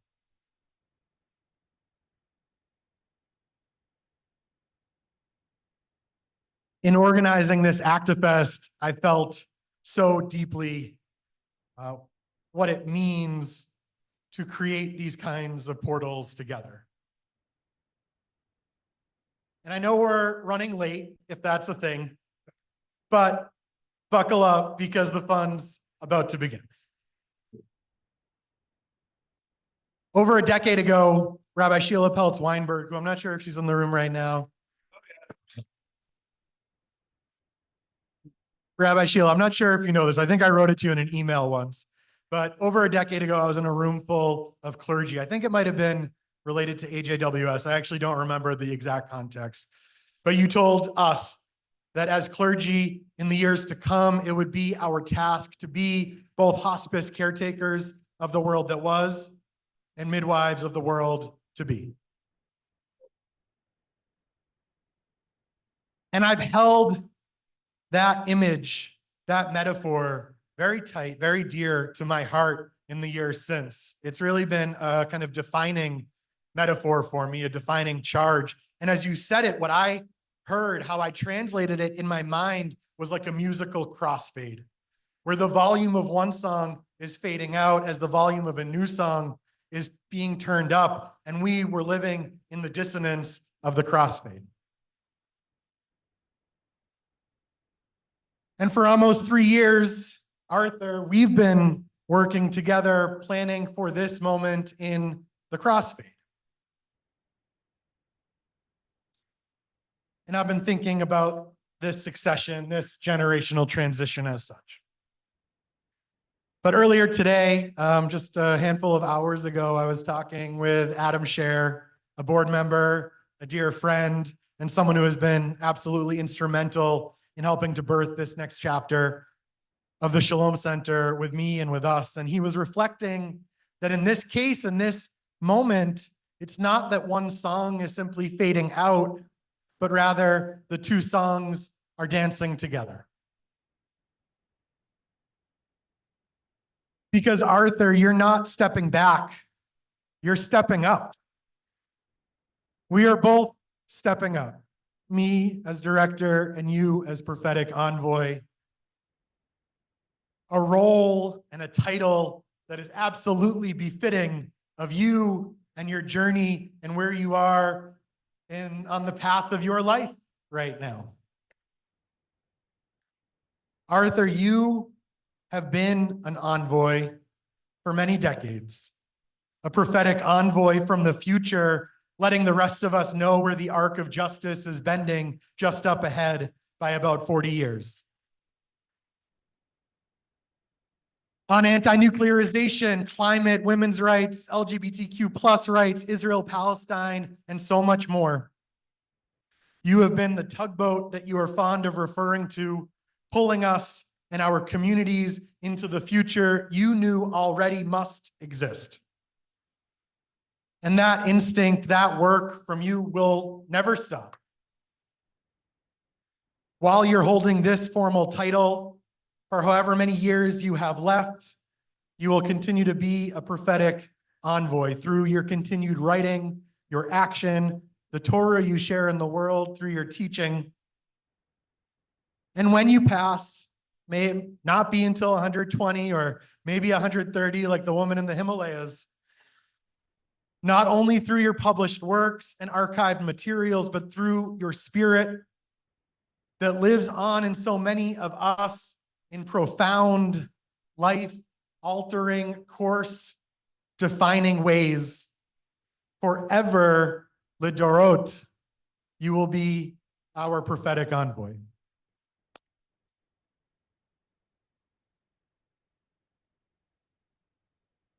And it's within this context that I am proud and pleased to announce the launch of the Reb Arthur Waskow Legacy Fund. You have told me, Arthur, Phyllis has told me that your greatest wish is the continued thriving of the Shalom Center. And this fund, the Reb Arthur Waskow Legacy Fund, intends to ensure that reality. In this campaign, we're focusing on the past, the present, and the future. In the past, we will be archiving and organizing Arthur's writings, making sure that they are accessible to all forever. And importantly, we are producing a documentary film, a biopic about Arthur's life and impact. You can all wave to Oliver right there, who's filming for our biopic right now. Produced by Tikkun Olam Productions, the same folks who produced Israelism and who are excited to be sharing Arthur's story, passing on Arthur's legacy with the world.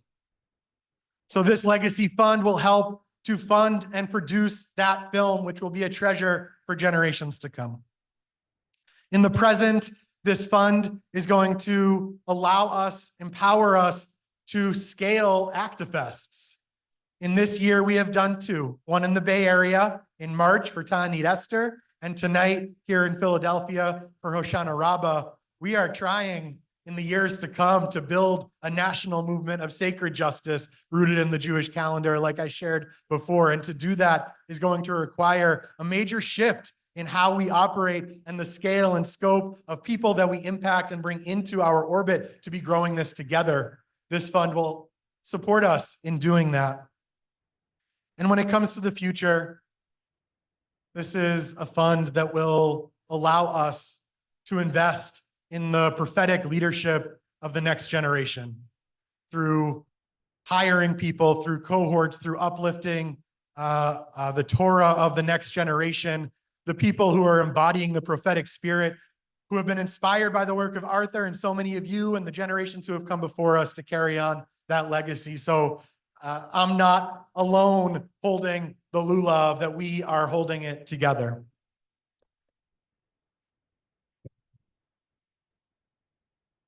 In the weeks to come, we'll share a lot more about this. There will be opportunities to engage, to give, to offer blessings, to participate in ensuring Arthur's greatest wish, which is for the Shalom Center to continue to thrive in the years ahead.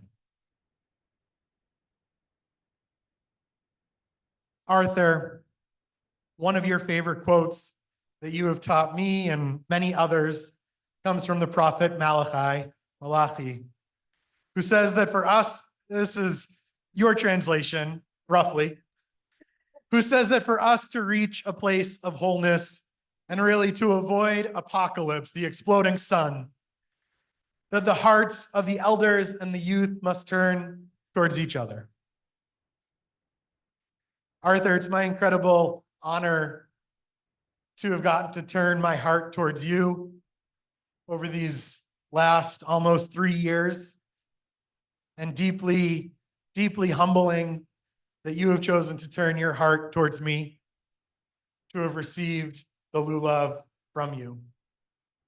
And I'm so looking forward to remaining turned towards each other, heart to heart, in the years and lifetimes to come. Here's to you, Reb Arthur, to all of you who have joined us tonight in this holy space and in this holy Zoom space, to the Shalom Center and to the pursuit of wholeness. Thank you. Thank you. Thank you. I love you.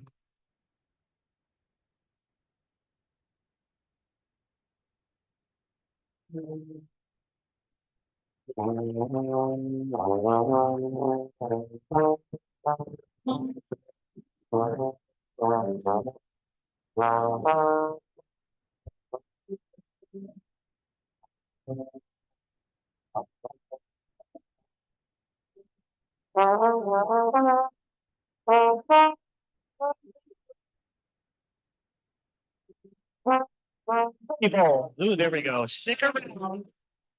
Help yourself to some more food. We've got more soup and pita, and birthday cake is coming up.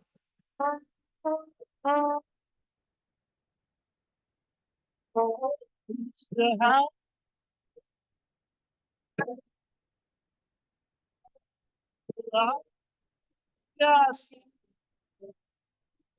Okay.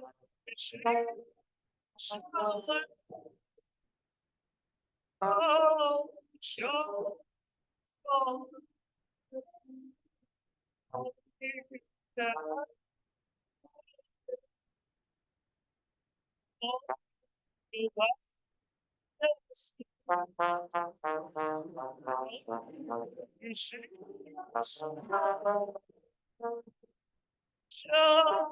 Sure.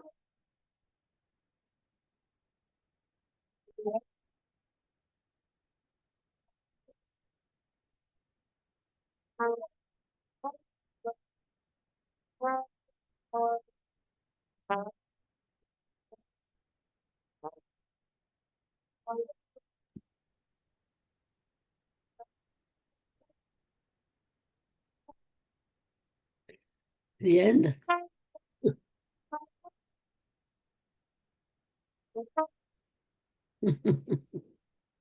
I think all of us on Zoom should do a nigun. Nigun. Who can lead a nigun? We'll all join in. We can do it. The thing is, there's always a delay, so it'll be a cacophony, but if everybody wants to take off their, take off the mute, we can do it. Shefa, you want to honor us?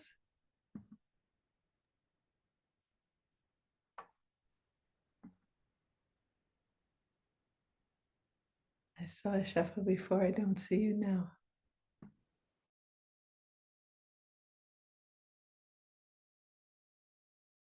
Ya da da da, ya ba ba ba ba, ya da da da da.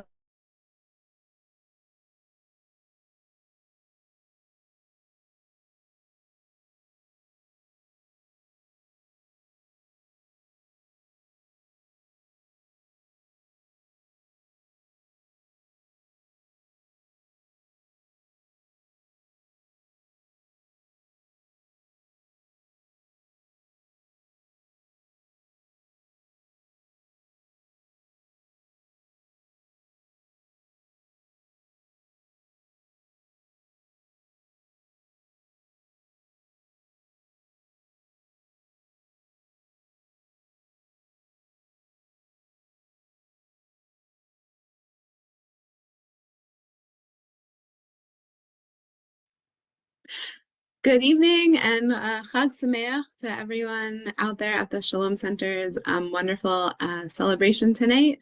And Mazel Tov, Rabbi Arthur Waskow, on your legacy of work and retirement moment. This is a wonderful and holy moment to get to join you all. My name is Rachel Beck. I am the state organizer for RAC Pennsylvania.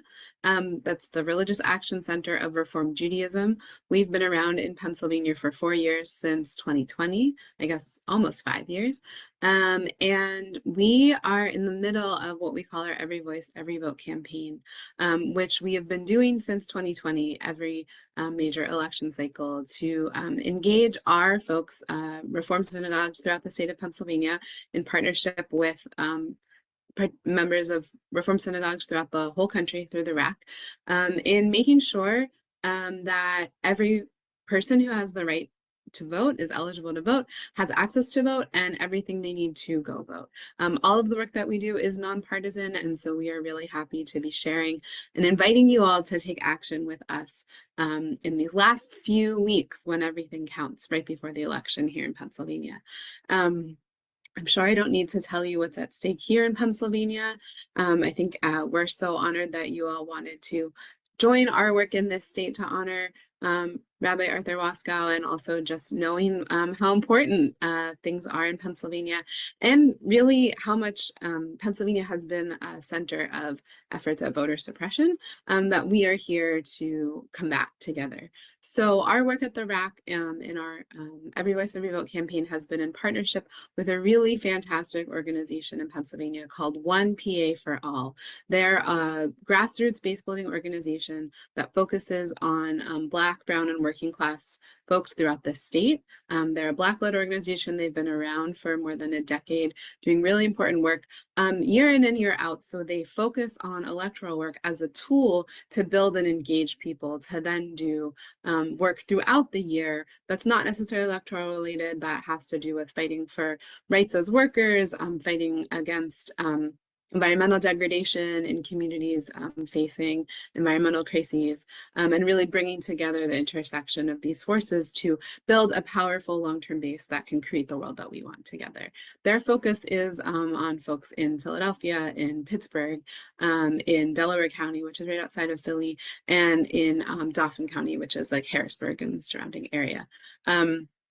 We have been working with them since 2020, and we built a really great partnership because at the RAC, our goal is to work to, end voter suppression, increase access to the ballot, and also tie in our core value of ending racial justice. And so getting to work with One PA for All, actually, it has been a beautiful opportunity to put those values into action and really gives us the chance to reach some of those voters in a nonpartisan way. And so,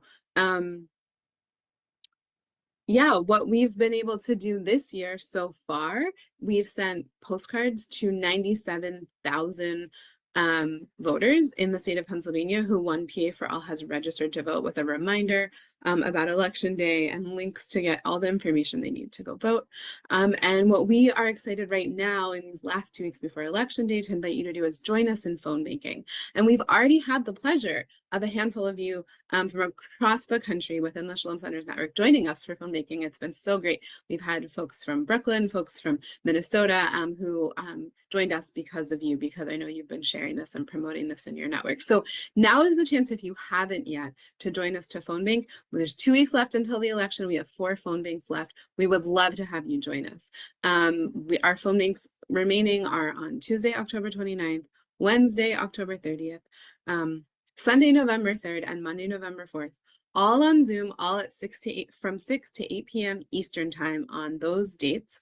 We offer training on each call, so it's okay. Show up your first time. We'll give you everything you need. We have people providing tech support. It's pretty straightforward, and as the election gets closer, the 29th is the last day to apply for a mail-in ballot. So at this point, we'll just really be pushed. Oh, and that's the end of early voting in Pennsylvania. So 29th through 4th, we'll just be calling and just reminding people these are only registered voters at this point. Make sure they have a plan, find out what their plan is, encourage them, tell them, give them whatever they need to get to the polls on the 5th. That's really the push. That's the goal of these calls. It's not about a certain candidate. It's not about we're totally nonpartisan. However, these people who were calling, since they have been engaged by One PA for All to kind of fight for, like I said, things like racial justice, workers' rights, clean environment, they are aligned with our values. So they might be registered all different ways, right? Like this isn't filtered through whatever party affiliation someone has, but these are voters who we know are aligned with the values that the RAC holds central, and that I know the Shalom Center holds central. So you can feel assured that people by and large are going to cast a vote aligned with your values. And we will be doing some issue ID on these calls. So you'll be asking, what's the main issue that's motivating you to vote? Or if people say they're not interested in voting, what's the biggest issue, facing you in your community, and kind of helping make that link to voting. So like I said, even though this is not partisan, we are engaging people around our values. And so you can feel confident that you're supporting people who you want to be reaching. So that's our pitch, and we're so glad that the Shalom Center reached out and wanted to partner with us as the RAC, and by extension with One PA for All. And thank you so much for your support, and I hope you have a really great time celebrating tonight.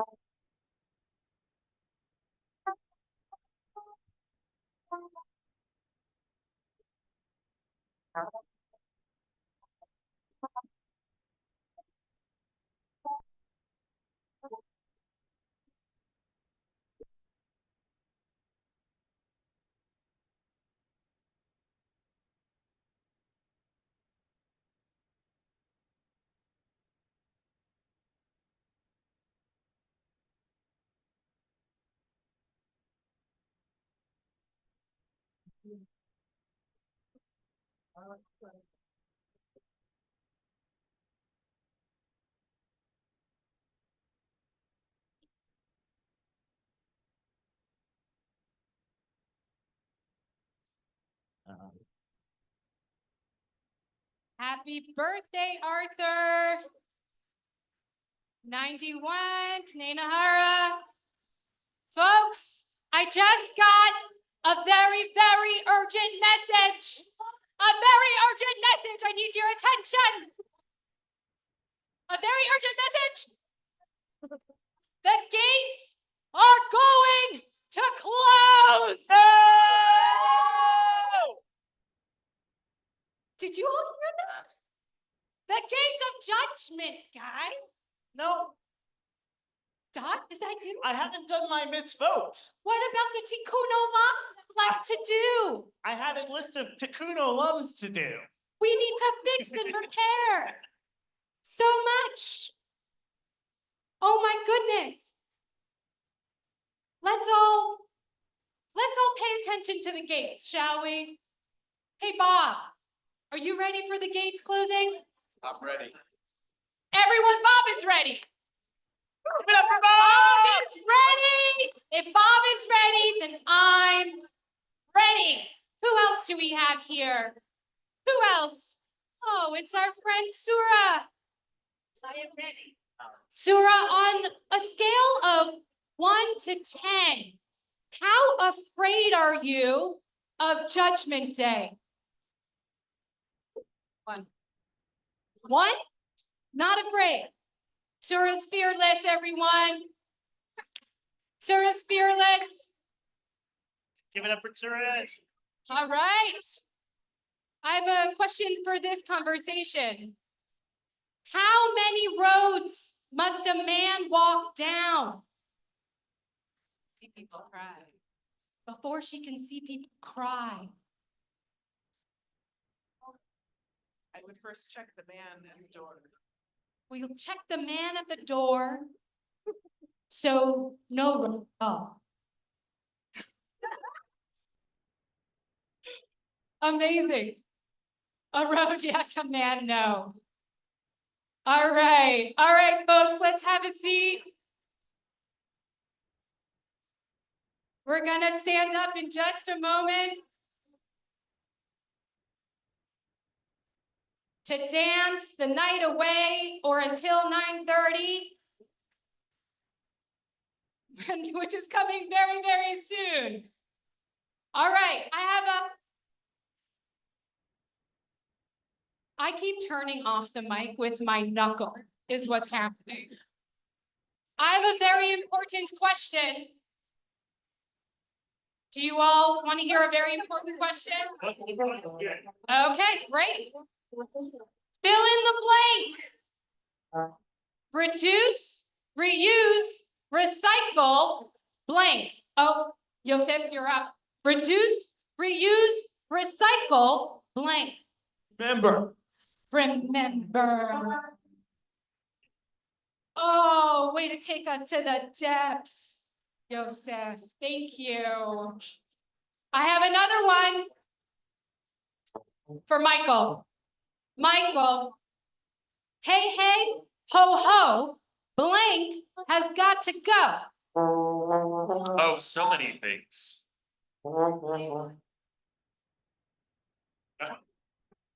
Donald Trump. Donald Trump. Yeah, we went for the low-hanging fruit. And it works. It works. That was the answer we were looking for. Thank you. All right, I have a question for this conversation, for this group over here. Hi, how are you guys? You're on the mic. Sorry to embarrass you, but I have a question. Irving said to his wife, I went to shul to be saved, and all I got was, David? Hamantashen. All I got was hamantashen. All I got was delicious pastries. I'm saved every time I have a hamantashen, especially the poppy seed kind. No poppy seed hamantashen people here? Okay, all right, okay, whoa, okay. I just got a message. The gates are closing in exactly 30 seconds. No. 30 seconds. I'm not ready. God, how did we do? I'm not ready. Did we?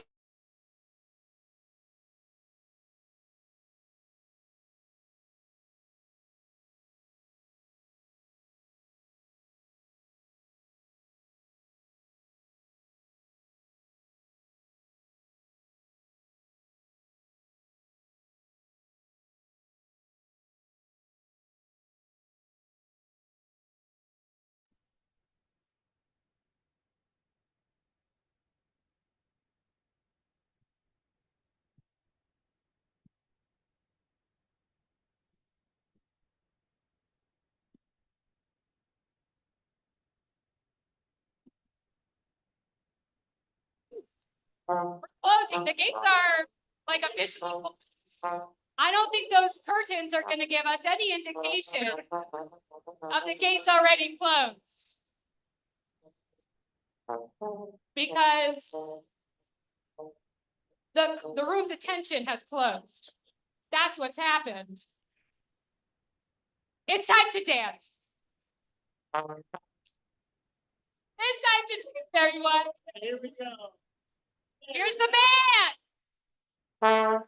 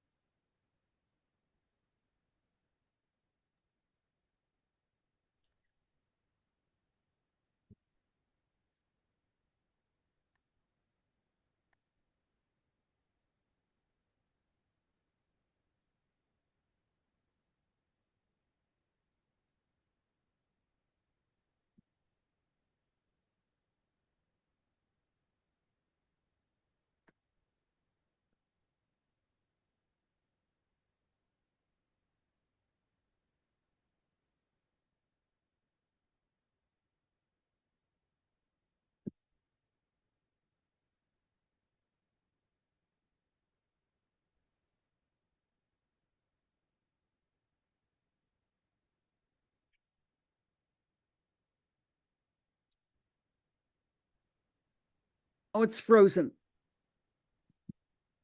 Okay, it unfroze some things, but there is no sound. Hi, okay. Did you just eat a mouthful of potato chips?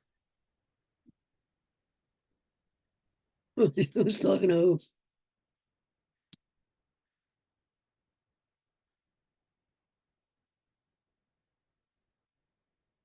Okay, there's finally sound somewhere, a little. It just came and went. Where? Where's the mute? Where's the fucking mute button?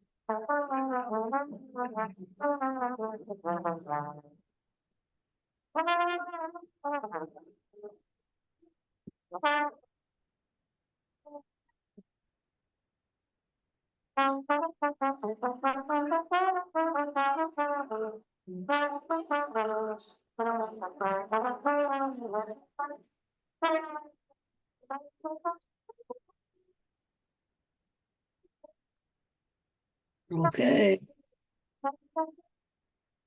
So long, farewell. Auf Wiedersehen, goodbye.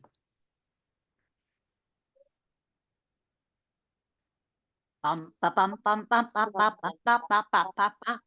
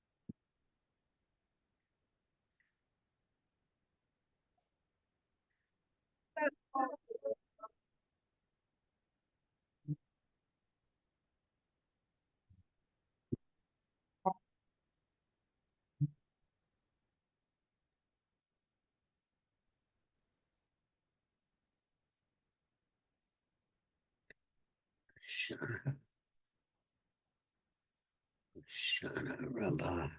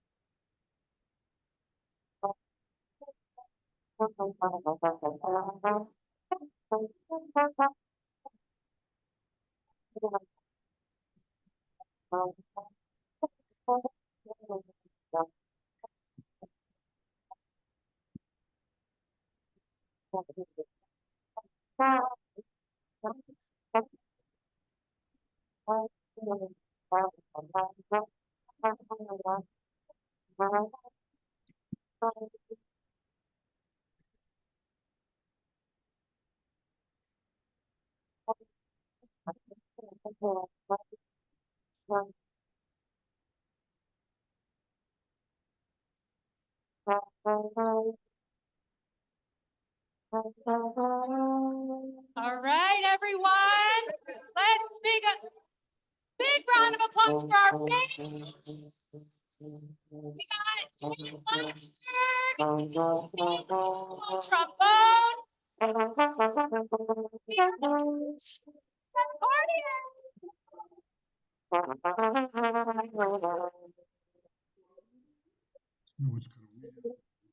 I have to get off the audio, that's all. David Licht on the drums, percussion. What? None other than Dot Rose. I'm not funny.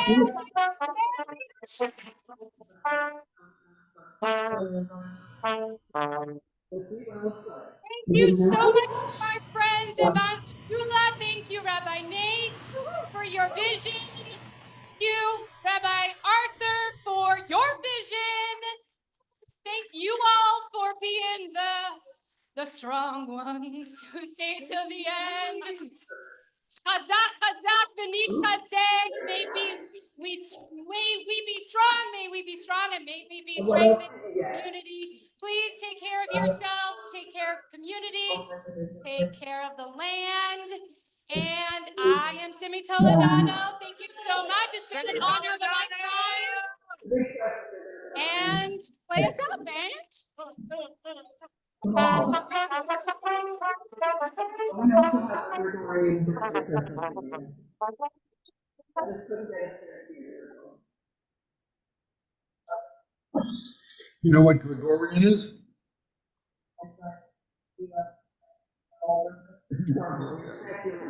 Secular but Christian. We have BCE before the Common Era and CE the Common Era.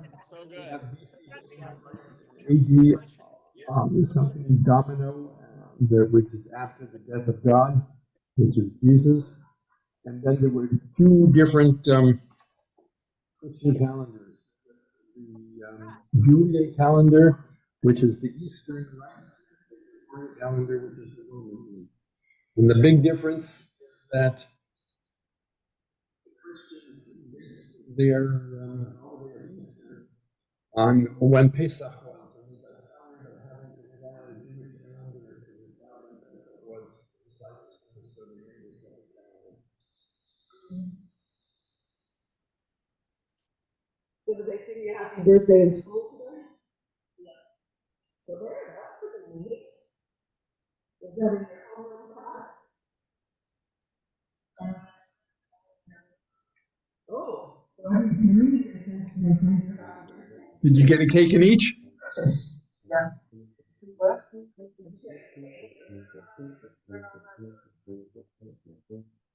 I think Zadie was just so where are you?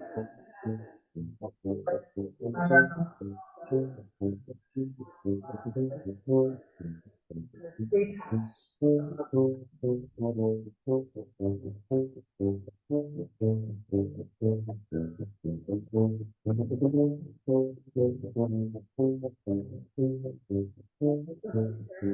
Present too.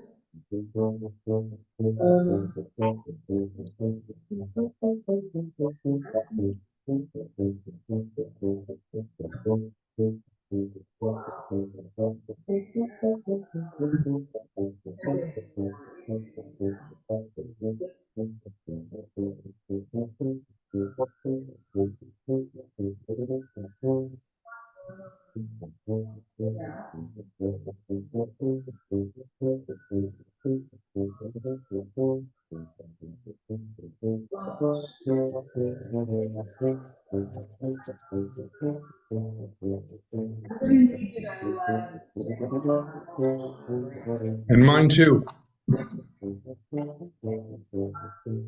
Well, I think before it said they have a big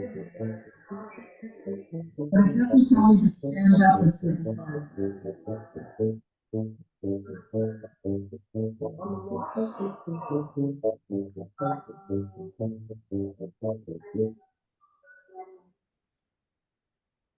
Hasta la vista.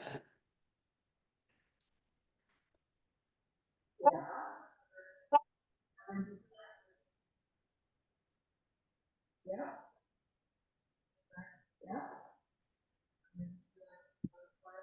Yeah, it says allow notifications.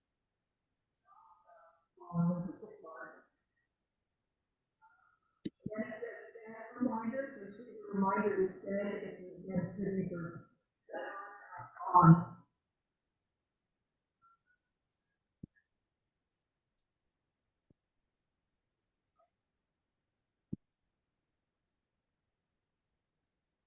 It says notification everything off automatically by app.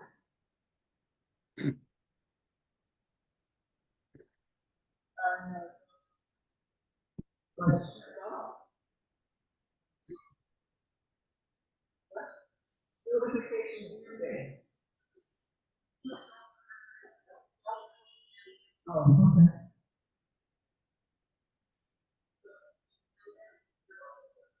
Okay. Makes sense.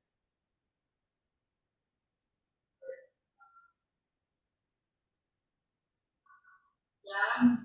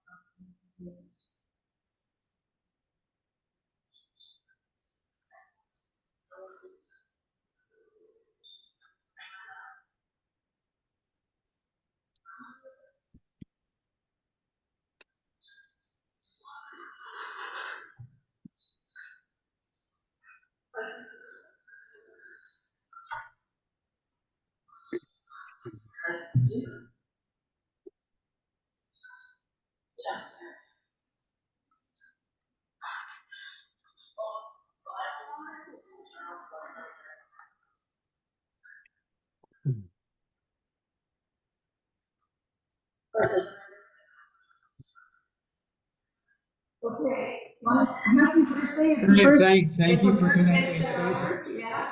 Thanks for calling. We love you.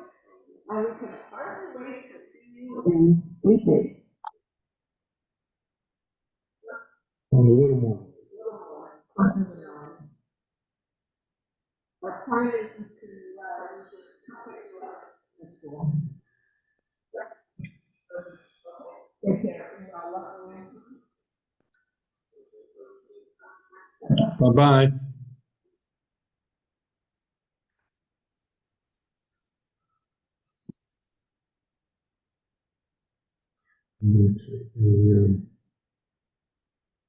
The end. Au revoir. Mhm.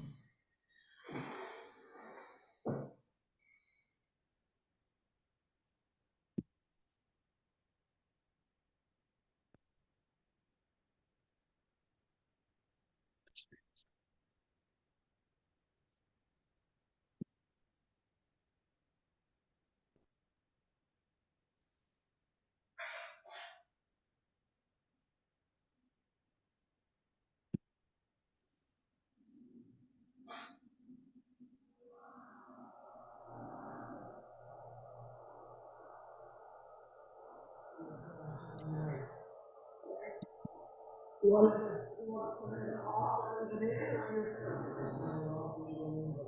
or you think it's great enough?